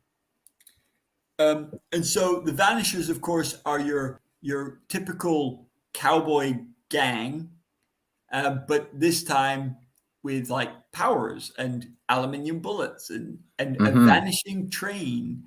And I like that there's a plot you there. said that the British way, aluminium. Oh, yeah. I'm not calling anything aluminum. That's just ridiculous. I don't understand how you guys can say it without cracking up. It just sounds so childish. Anyway. Yeah, you gotta add the extra syllable. But anyway, the plot is clever. And I like how when to solve it, Wax goes into police mode, right? He isn't just Sherlock Holmes, like where he's like, well, I can figure everything out in my head. We see him like plot it all out and go, right, why is this the way it is? And how can I deduce it? And we see him doing some proper investigation, going out, like questioning people, all that kind of thing. And I love when they go to the roughs and like he goes and talks to people knowing they won't talk to him. And so Wayne goes and talks to them and they're like, oh, we're not talking to those guys. Like, yeah, you better not. And then they tell Wayne everything. As they tell Wayne what they're definitely not going to tell the cops. It's just brilliant. Yeah, exactly. Yeah, Wayne is so smart. I love all the stuff that happens with him. And yeah, so I forget how they get involved with it in the first place, but we kind of talked about this before. But basically, Wax kind of goes to this dinner party with Marasi where she seems boring, and then this is where he starts to find out that she's actually very interesting and intelligent and useful, and she knows a lot about crime, and she's a good shot. And then they get involved with being attacked, and they get into some awesome gunfights. And again, I forget how they get involved with it in the first place, but basically... He's in high society. Wax is in high society, and him and Steris need to show themselves together enough time so they can become an official couple. So it's very normal. So there's a wedding on, and they are invited as the head of House Ladrian would be. And so he takes her with him as a chance to expose her and him as a couple to society. And Marasi tags along as her cousin. And then when they're there, of course, Wayne turns up pretending to be a butler, because why not? Yeah. Doesn't he pretend to be Wax's other uncle, like another relative of Wax? Yeah, he's. Well, he shows up as a butler, and then he shows up as like after. Yeah, he does show up as a butler. I forgot, and then he changes. He's the uncle at the house. He's the butler at the party. Oh, okay. So is it that they get attacked at the party by the bandits who are also the train robbers? Okay. Yeah. That's how they get involved with it. One of the things we find is the bandits are robbing places, but there's a pattern to their robberies. Like, for example, they're stealing aluminium, which Wax figures out. This is how they're getting their aluminium guns. They're not aluminium. Correct. And then secondly, hang on a minute. The point can't be the thefts. Even though they're taking the thefts seriously, that can't be the point, because they keep taking these hostages and not releasing them for any hostage price. And so then he starts realizing hostages are always women. And then they realize, because of statistics, the hostages are all from Allomantic lines, lineages. And so they're trying to breed Allomancers. Yeah, he comes to the conclusion. Yeah, he does come to that conclusion. Yeah. Eventually, it takes him a little while to figure out that they were being bred, because at first he thought maybe that they were being recruited for some cause, but that didn't make sense since they were all women and not sold back, right? That's one of the things. Sold back. No one was getting any ransoms. Yeah, that's really interesting that we eventually find out that the bandits are robbing trains as a way to cover up kidnapping women with Allomancer bloodlines so they can breed Allomancers. That's a really cool villain plot. Miles and the Vanishers are pawns. Yeah, exactly. Yeah, I forget who is his boss again? It's Suit. Yeah, Suit. Mr. Suit. Yeah. Yeah, and one of the uncle. Right. Yeah, we find out that Mr. Suit, because he's introduced as Mr. Suit, and at the end we find out that Mr. Suit is his uncle. And he has actually figured that out already. And at the end, they have like a very James Bondish scene where he talks to the villain in a very polite way.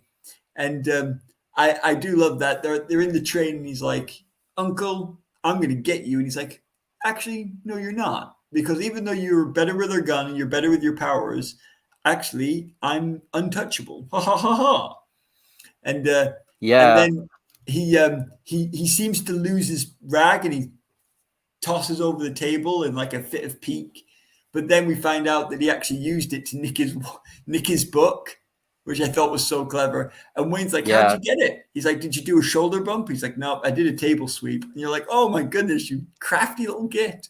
Yeah, Only that's pretended to awesome. lose the plot. And I like that too, because to me, the similarly to how I kind of noticed a parallel between Marasi in this book and Elend in Era 1, the Mr. Suit who turns out to be Wax's uncle in this one, and him being the main villain even more so than Miles, that reminded me of Ellen's father, Lord Venture, in Era 1, where he turns out to be a fucking massive villain as well.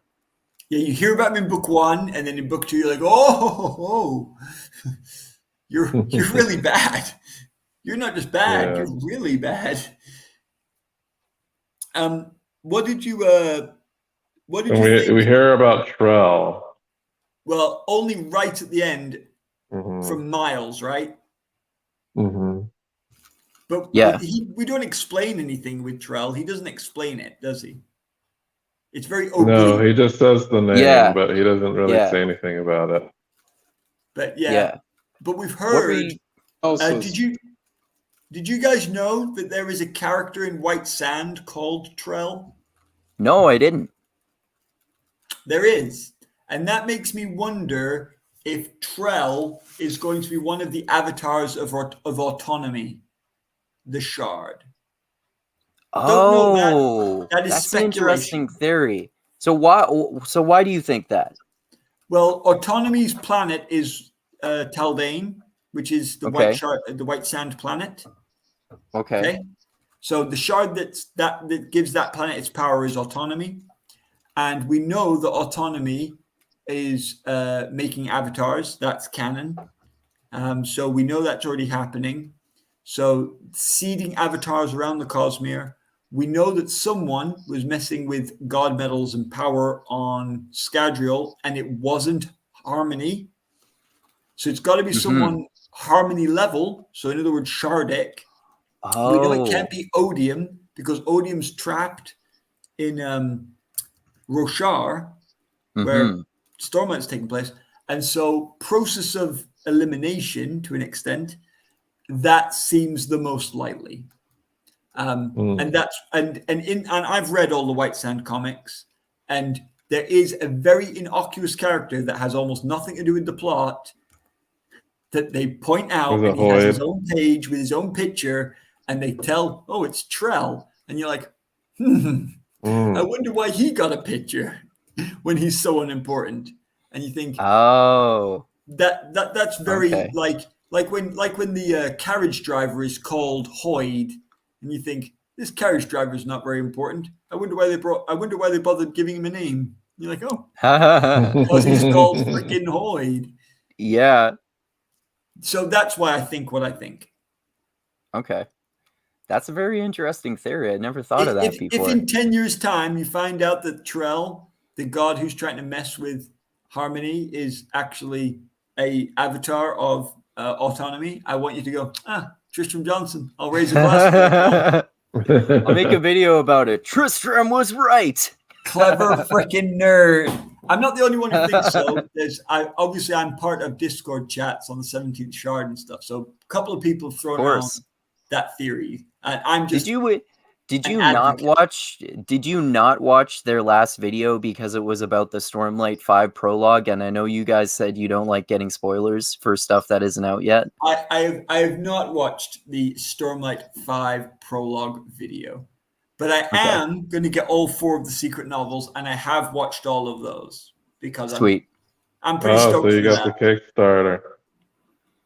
I'm really excited to read just the fourth one, which is the most Cosmere filled one, which as we talked about. I think the third one's going to be pretty freaking cool, and actually the first one is going to introduce us to Aethers, so I'm going to be interested to see how Aether magic works because I've never read the unpublished novel Aether of Night. So this will be my first introduction to Aethers in the Cosmere. So I'm looking forward to that. Okay. Anyway, cool. So what do you think of the return of Marsh? Oh, I love that. I love the return of Marsh as Iron Eyes. Freaking love it. And also he's like the Grim Reaper in their universe. They consider him like a Grim Reaper. type of Yeah, like character. he's Oh, I didn't even notice that. Oh, Yeah. wow. Oh, cool. And because he obviously Marasi has found him. iron Right. eyes. Yeah, yeah, of course. Yeah. Okay, I couldn't figure out which that, but it has to be him because it was an Inquisitor. Yeah, yeah, of course. Yeah, that's And really cool. and Yeah. what else is cool is, of course, he's immortal, right? Because he's a freaking Mm-hmm. Inquisitor. And he also, you can totally imagine if someone was walking around looking like an Inquisitor, you'd think they were the freaking Grim Reaper, wouldn't you? Yeah, you look Yeah. like death. You can't be alive. But did you notice that in the books, they have like sometimes little symbols at the beginning of chapters? And the first chapter and the last chapter end with the nail icon. Oh, okay. I Hmm. listened to the audiobook, so Uh, I okay. didn't notice that. I think Well, Dusty did too. the Yeah, the the audiobooks. nail icon is the Inquisitor icon, and because it's Oh, the okay. but it's also symbolic of Vin's spike, The earring. Oh, the okay. earring. Yeah, the earring. Yeah, yeah. And Okay. so in the first chapter, we see him, the Lessie thing and the getting of the earring and the fact that he has it. In the last chapter, we have Iron Eyes.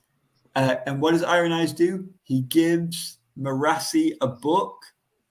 And the book, he tries to give the book to Wax, and Wax refuses. And then he gives it to Marasi instead. And the book includes hemorrhagy. Oh, When okay. did he try to give it to Wax? I'm sure he tries to give it to Wax first. Okay, I think he wanted it to go to Wax. He does explain that to To Marasi. Marasi. Yeah. Yeah. And in the next book, the Khandra try and recruit Wax, and Wax is having none of it. Oh, Oh, no, yeah, I that's the forgot third about book. that. Sorry, Oh, third book. okay. I'm going way far ahead. But anyway, Okay.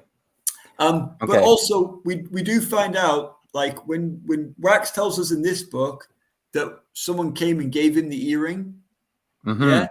Yeah. Yeah. I mentioned that I was proud of myself for noticing that this time when I didn't notice it the first time. That's obviously Harmony that gave him Yeah. the earring, which is Vin's earring from Era 1.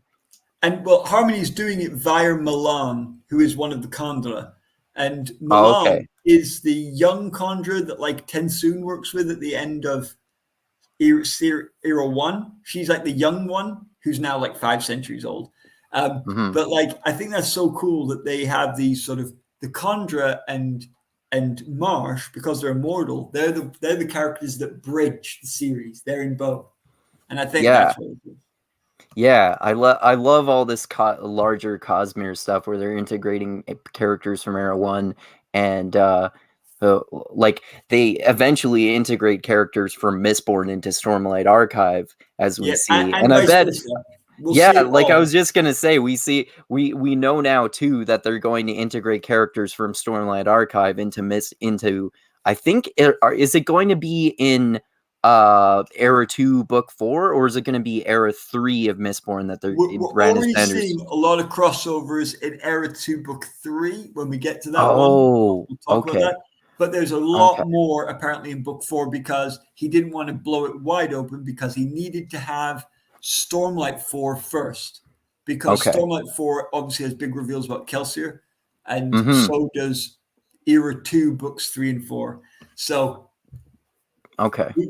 we're seeing he doesn't want to blow all his secrets at once. Right, But right. there's always another secret, right? Of course. Do you Okay. have a favorite sequence in this book? I think my favorite sequence is definitely just the times when Wax is fighting Miles, especially when at the towards the end when Wax, Wayne, and Marasi work together to finally defeat Miles, and they realize that they can't defeat him by killing him; they have to just defeat him by preventing him from being able to use his powers. I just like just all those confrontations with Miles. Those are my favorite parts, and the little added parts from the Cosmere characters, like when we see Harmony, aka Sazed, and when we see Marsh. What about you, Dusty? Do you have a favorite sequence in the book? I got a couple, like Wayne, of course, Wayne storming the police station and tricking everybody. That's cool. Yeah. One of my other favorite moments was when Steris like drops down the contract, and I was just like cracking up at the things. And I was like, "Are you Yeah. serious? Like Yeah. this is?" And it's like 24 pages. And she's like Talk about a so prenup. yeah, Yeah. she's so business in that it's like a business meeting, and she's like a high level executive trying to tell him like the terms of their business arrangement. But Mhm. yeah, I really like those two moments a lot. And of course, all the fighting was good as well. I think Definitely. probably my favorite fighting scene was probably um, just like the initial one at the ball. I really liked seeing the like Wayne in like first seeing how Wayne fights and then seeing how the guns and stuff interact with Allomancy and all that. It was like really exciting and new, and I thought that was pretty interesting to see Yeah. that. It was like really fresh for me. But yeah, those are the things that yeah, like of course the reoccurrence of characters from Mistborn. I was like, oh, that's Marsh. Hell yeah. He only has a couple speaking lines, and then you get to hear quote unquote Harmony, God talking to Love uh, that. and this Wax. has happens in the end when he talks to Wax and he's like trying to give him advice. And we get to see how restricted Harmony is, but he's able to pull strings a little bit here and there. Because So yeah, I really like that part also. one of the Yeah. things we find out in Era 1 is that preservation can hear everybody, but Mhm. can't talk to anybody. And ruin can talk to you if you're pierced with metal, but can't hear you. And so it's Yeah. like, but Harmony obviously has both, which is pretty cool. But Mhm. one of the things I like is that it's like he's talked to God, right? So he's like God's on my side. He should be helping me out. And then like doesn't seem to really help him out. He's like, can't you just like beat up Miles for me, God? and, Yeah. and like one of the things that the butler does is when he's giving up his lawman ways, he packs up his guns, his Sterians and his mist coat, his best guns and his shotguns, and he puts them all in this trunk. And he's like, take that away and put it somewhere safe. And then, of course, that's the same butler who tries to kill him. And he's like, oh. So when he tries to get his guns later, he's like, oh, of course I can't find them. I gave them to the bad butler. But then when Mhm. he's in the hideout at the end, they push away his gun, and he's like, oh, crap, I've lost my gun. And he's like, my goodness, Harmony, you're like a waste of space as a god. You don't do jack. And Harmony's like, I help. He's like, oh, do you? And then he like realizes that there's a trunk right there. He's like, oh, I wonder what's in here. Hang on a minute. That looks like my trunk. And he opens it and there's all his guns. And then like Harmony's like, because he's wearing his earring, like one of my favorite quotes, Harmony's just like, you're welcome. Like Yeah. actually in his head, like that would just be so cool if sometimes God would just say to us, you're welcome. Like, yeah, that Yeah. would just be like, that would be awesome. I just thought that was one of my favorite quotes in the whole thing. And I remember I was in the car when this happened. And I remember like going with the steering wheel. I was like, yes, freaking yes. And then he walks out, and I kind of thought of it like the atrium scene in the lobby scene in Matrix. Where Oh, suddenly he yeah. just walks out and he pulls out both these shotguns, and Miles is going, oh, I've won. And then suddenly Whack comes out and goes, bye bye, I've got two shotguns. Yeah. And like normally that should send him like flying, but he just makes himself super heavy so he can double shoot shotguns at the same time. And Miles just goes through a wall. I'm just like, Yeah. yes, blow the freaking crap out of that guy. And it's just so it was just such a win moment. Another thing is like when they use Marasi to slow him down and he doesn't realize it, and so that they can bring in the whole party. And during this time, do you remember what's happening to Wax? No. because Wax is getting the crap beaten out of him by Miles. Miles is just Mm. beating him and beating him, and Wax is just can't fight him. He's just taking it because he doesn't have his guns, but he's just distracting him. So you think he's losing, but he's not losing. He's winning. Right. He's Right. winning by letting someone beat him up. And again, you know, when you said like maybe some comedians are like channeling a previous life. Yeah, like you beat me up, but that's actually me winning. Yeah, that sounds like someone who's maybe been bullied in his life and wants to throw that out. But it's cool because in the end, as it turns out, a lot of people who don't have a good time at high school do just fine in later life because actually the rest of life does not resemble high school. No, And it doesn't, thankfully. yeah, but like that's been my experience. In high school, I was not very popular. I was definitely one of the undesirables. But it's interesting that later in life, the people who knew me in school, even some people who did not think much of me, are very eager to talk to me now and see me as like, wow, things have gone really well for you, Tristram, etc. You're like, oh, interesting that you would flip that view as an adult. And one of the things that Wax says, it's a great quote. He's because Miles has been saying to him, you've forgotten who you are. You know, you've gone to town, you've become some pumped up noble, you've forgotten the rules of the roughs. And he's like, no, Miles, you forgot the rules of the roughs. The more you are alone, the more important it is to have someone you can rely on. And I love that because when I was in school, like I said, I didn't have huge numbers of friends. I had 6. And the 6 of us were extremely close. And one of the things I find when I talk to people from high school, I'm like, who are you still in touch with from high school? I'm like, nobody. And I'm still friends with those 6 guys. Because we were alone, we were absolutely bonded alone. We didn't have huge popularity, but amongst ourselves, we became extremely deep friends. And I think, like with Wax and Wayne, he was out there in the roughs with no one around him, no police precinct, but him and Wayne have forged a friendship that is unusual, but is absolutely powerful. And that's why it's an alloy. 2 different metals mixed to become one thing that is new. And that is what Wax and Wayne are. They are an alloy. They have been mixed together and they become something that is stronger and it is a single thing. And that's what Harmony's become.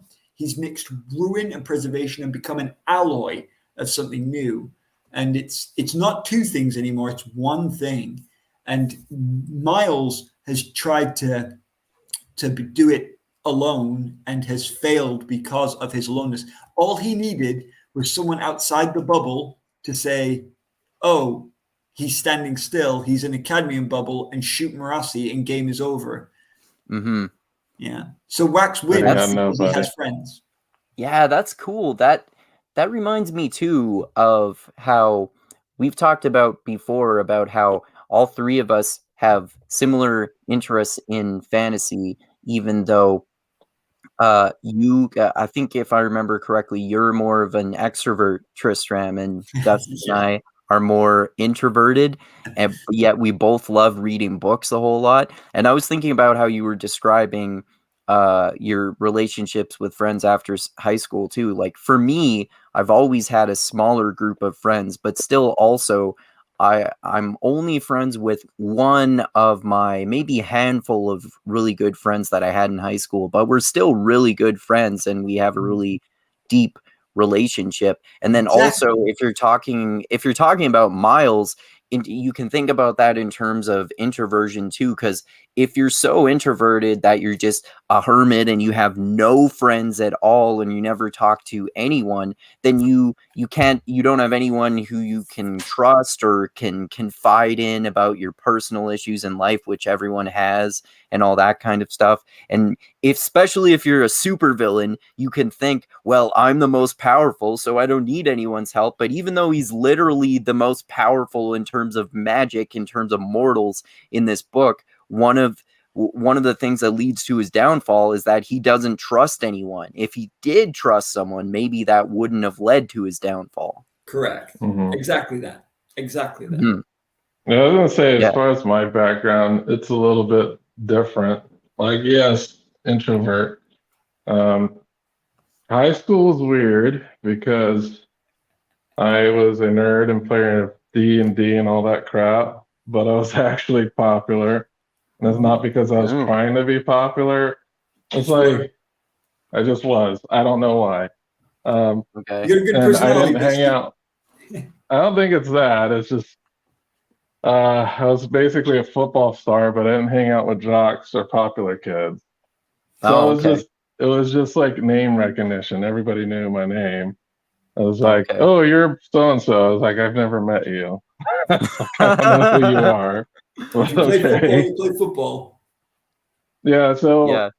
like I was able to walk into like popular circles and nobody would look twice because it's Okay. almost like I belong there, but I didn't. Because usually during lunch I'd hang out in this room and we'd play D&D and computer games. And the only friends that stuck around after high school were like the nerdy friends that I had. Like Okay. any of the parties I went to with the popular kids, like none of those kids are my friends to this day. Right. It's just the ones that I played video games and played D&D with. You know, those are the kids that ended up staying my friends to this day. So yeah, the So nerds, basically, they stick around, man. Yeah, I was just gonna say that. Basically, nerds of the world unite. All I'm saying, it's about that point of quality, right?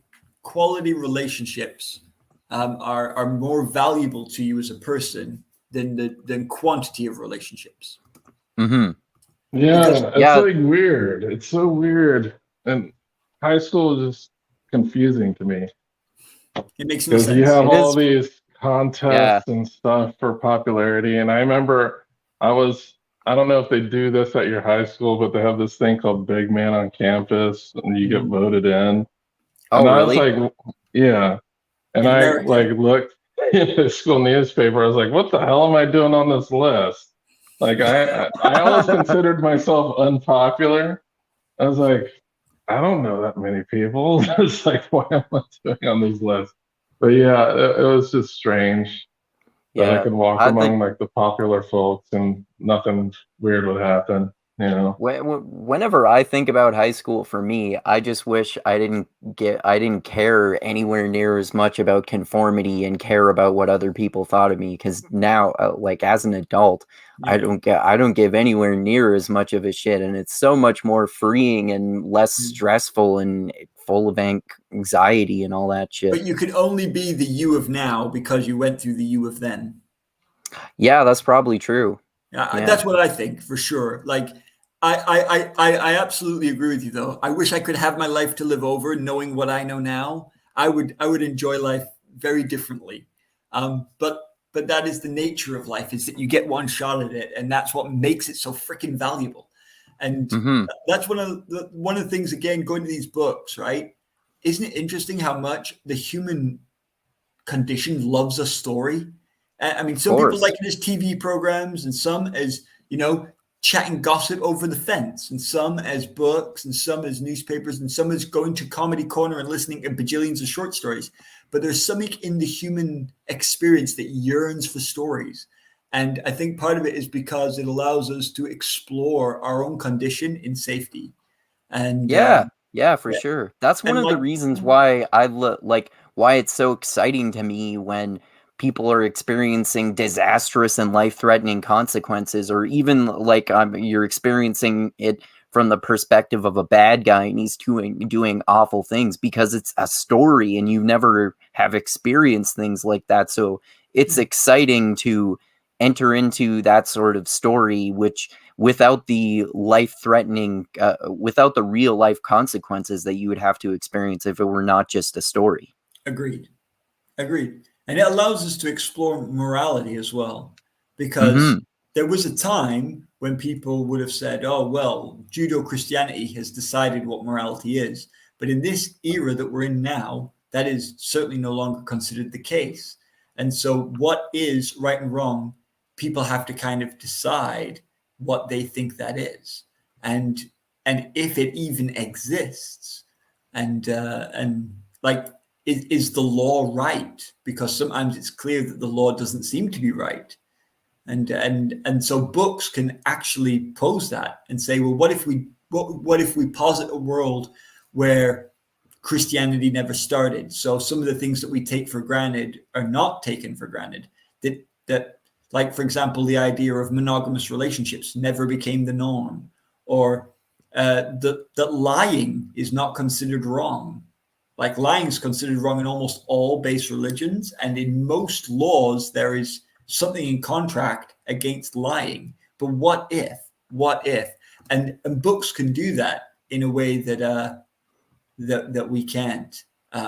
Well, like in Mistborn, for example, what if magic always existed and Yeah, people could use magic and this was a normal part of people's lives? And how is this going to change as history progresses from a fantasy type of era to a Western type of era to more of like a 60s type of era all the way to a science fiction era? absolutely. And what if some of the cleverest people realized that there's a way you could become God? Mm-hmm. Like, what would they do potentially to get a shot at that? Like Taravangian, right? Taravangian is super Yeah. smart, and he realizes it's possible. So then he thinks, what can I do to make that potentially happen? And he uses that opportunity to make that happen. And then if people know that godhood is possible, is God worth worshiping? Because that means that God is essentially exalted human. And so does that mean God fallible? And if God is fallible, is God worshipable?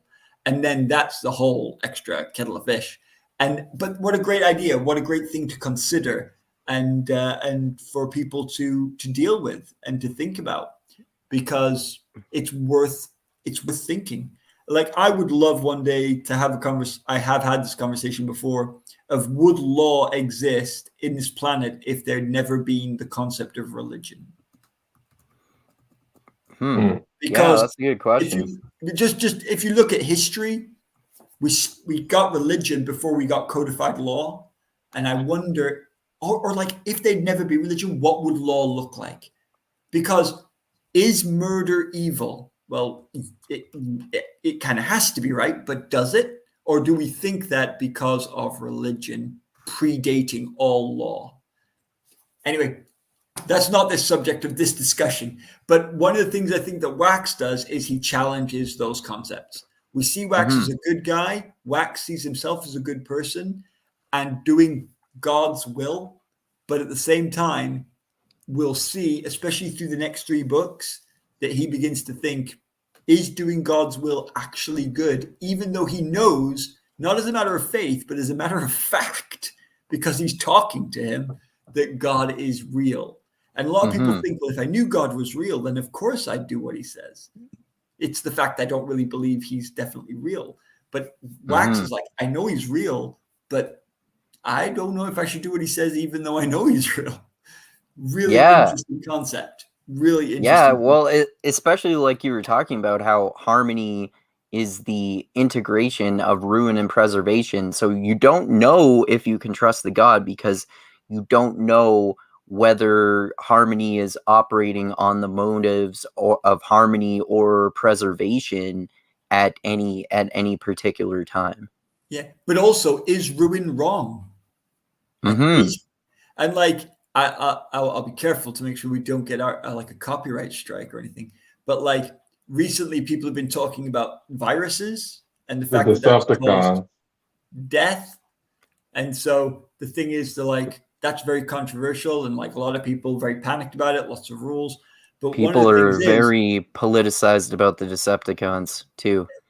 It's all sorts of stuff. But what I'm saying is that just death is actually not unnatural. It is actually quite normal, and it is part of the human experience. Now, I'm not saying we should seek it or encourage it, but I'm just saying it isn't necessarily something that should be terrified the world. As an individual, maybe we should do everything, but as a world, we need to go, yeah, that's part of the experience.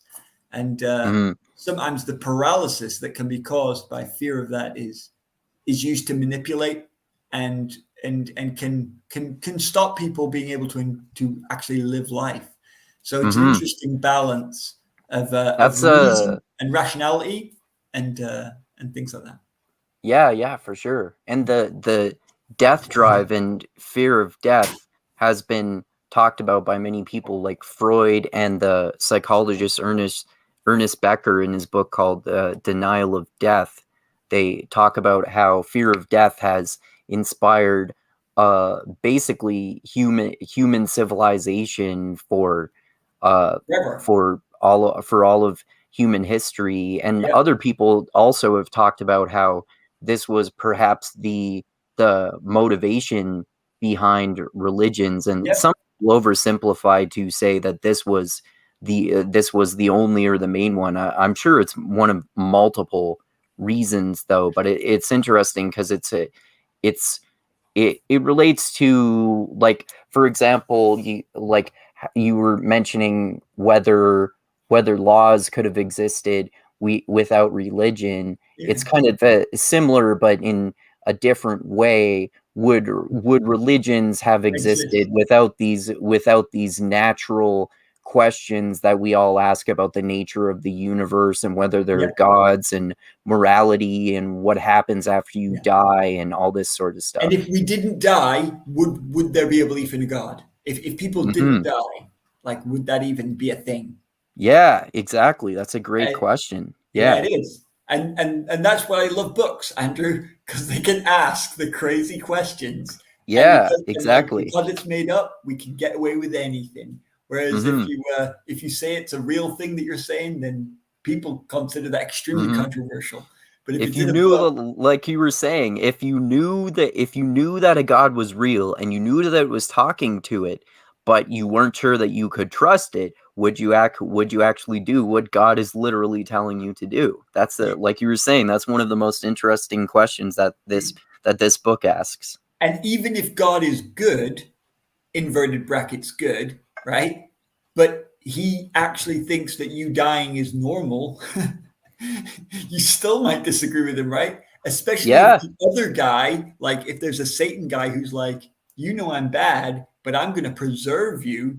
I'm going to preserve your life. I'm going to make sure you're rich and get loads of sex. Like, oh, wow, I could take that deal. And maybe you're the good god. Exactly. And that's Odium's point, isn't it?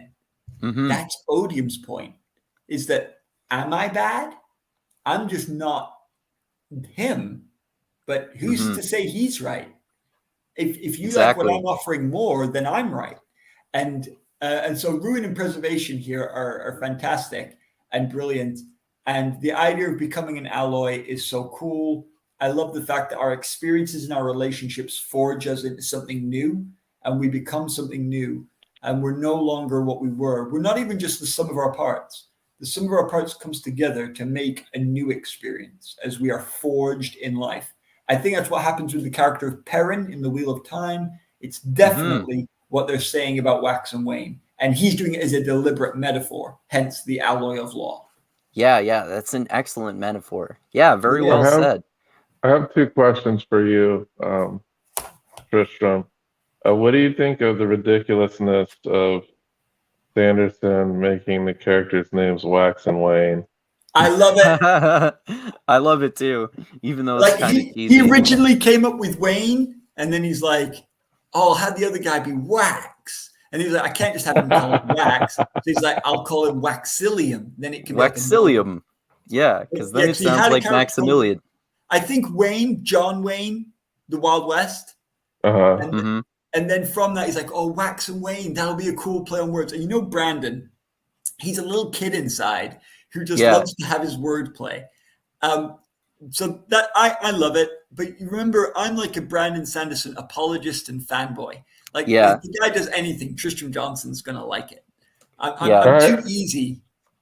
I'm not saying, I think it's ridiculous, but I think it's funny too. Yeah, me too. I like it.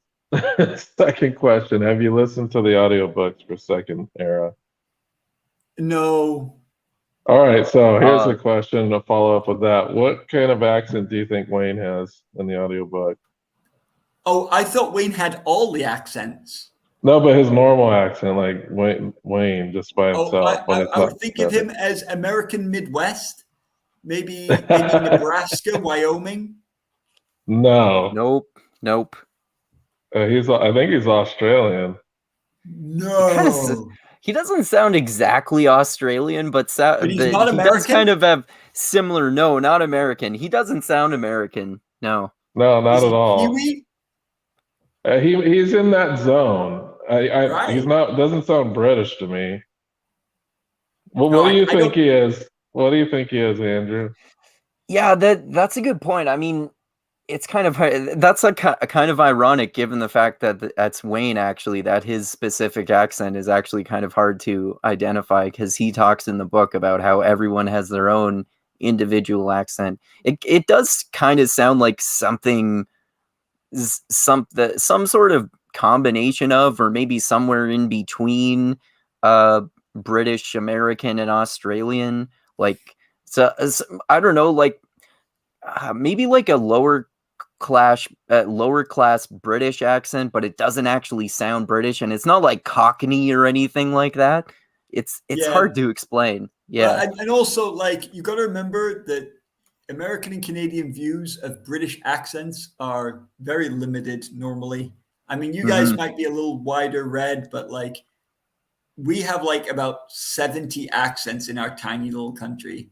Yeah. I'm sure, like, I could probably only identify maybe 2 or 3 different ones. Yeah. What do you think I sound like?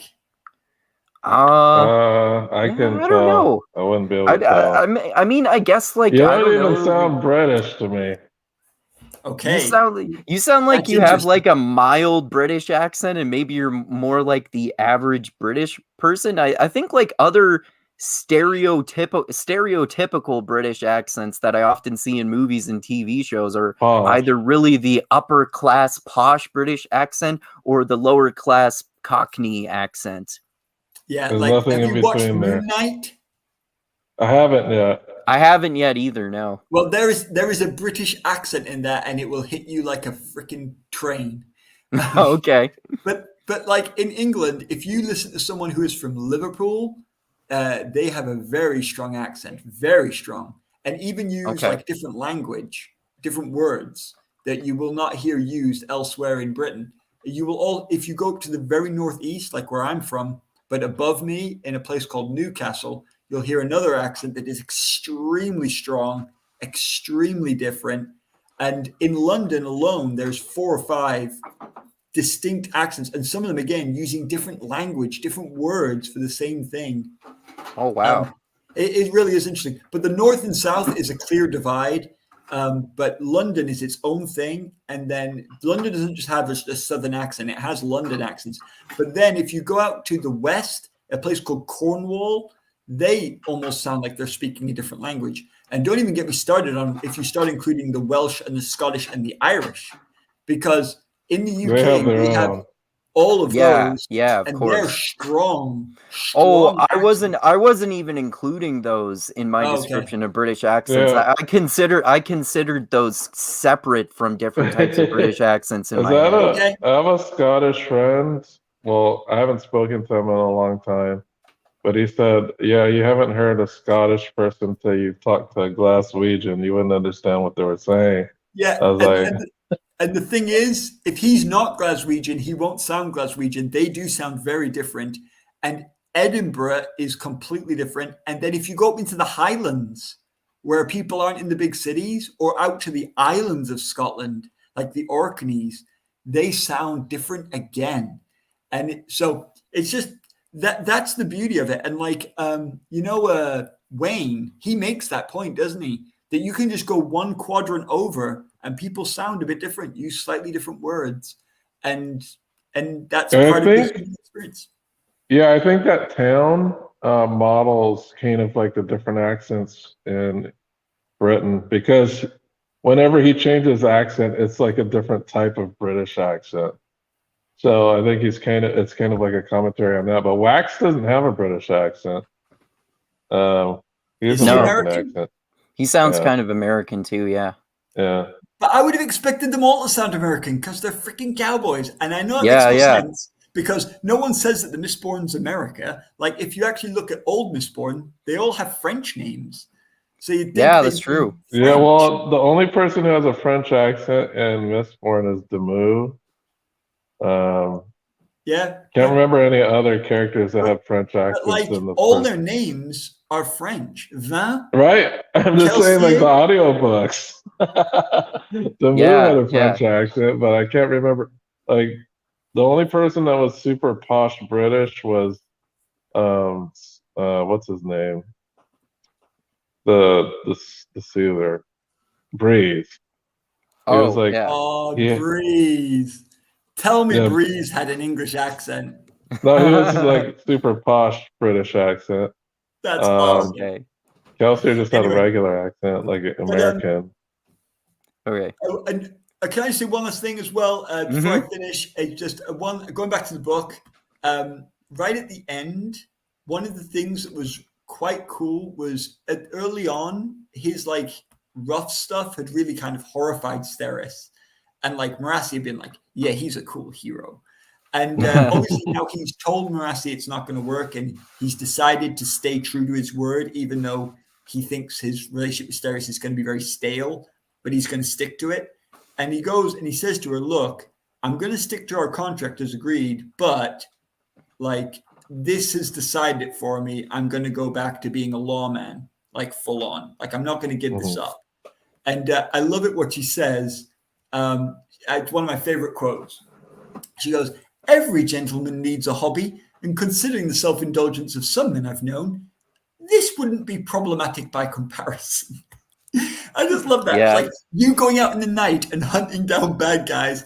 It's probably not as bad as some gentlemen's diversions. You know, some people smoke and some people like whore. So actually, you know, you like hunting down bad guys with guns. It's okay as far as it goes. I just think it's brilliant. And it's he Jane needs Austen, somebody to run the empire, and it's not really going to be him. Yeah, dang straight she is. Yeah. I can't wait till we do the next book, because Steris's character in the next book just starts to really grow, and in the third book even more. Like Steris is the best developed character of the series. All of them move forward, but her character is the one that grows the most. Anyway, I'm talking too much. I'm too loud. Well, what accent do you have, Tristram? Because I wouldn't even be able to tell if you're British or not. Well, I may not sound very British when I'm talking to you guys, because when I talk to Americans, my accent shifts. So maybe I'm sounding a bit American on here. But I have what you would call a northern accent. Sometimes you will hear me saying things that sound like really Middlesbrough, like where I'm from. But people tell me that comes out in like twangs very occasionally when I say specific words. But I live now in the Northwest, so I have some Northeast and some Northwest in my language. But because my dad's American and because I have American family, I got used to speaking like the Americans when I was over there. And so now when I hear Americans, my voice kind of goes, and so you're a code switcher and slides. Sometimes, if I speak a little bit of my French, you can hear some of those accents coming back as well, because I lived there for 2 years. So my accent is pretty messed up. It doesn't sound British to me. That's all I'm saying. But the reason I say I can hear you slip up sometimes, but more people sound like me.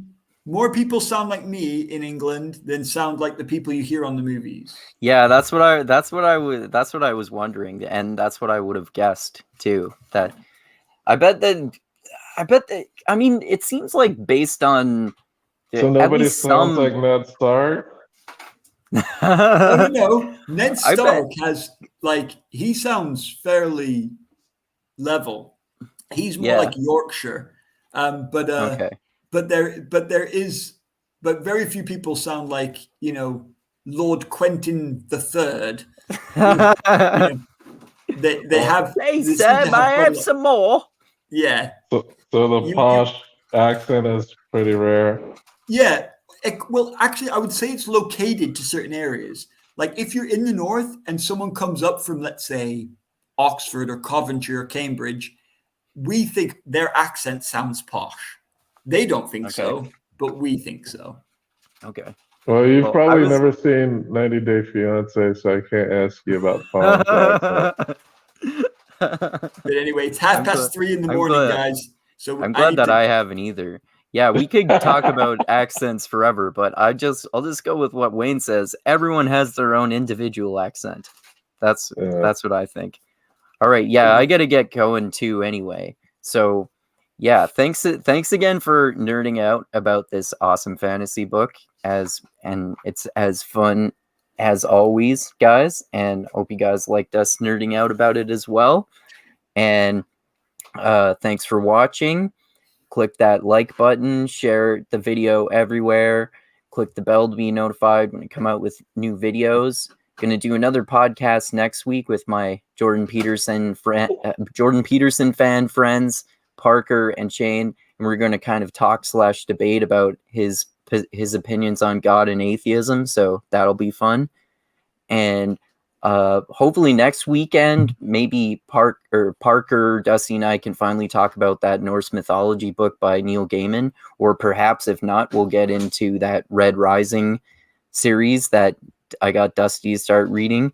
And of course, hopefully next week we can finally do the chat that I unintentionally bailed on twice so far on Dusty's channel, which has book 5 of the Sword of Truth series by Terry Goodkind. So, and check out Dusty's channel as well, where we talk about lots of movies and books and fantasy and sci-fi stuff.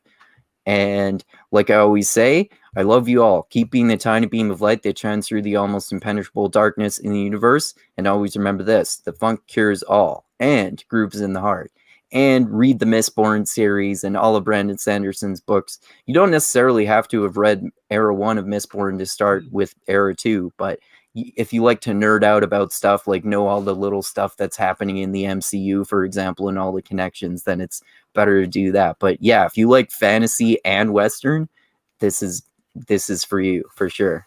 All right. Anything else you guys want to say before we end it there? Stay happy, people. All right. Thanks a lot, guys. And thanks again, everyone. And adios until next time.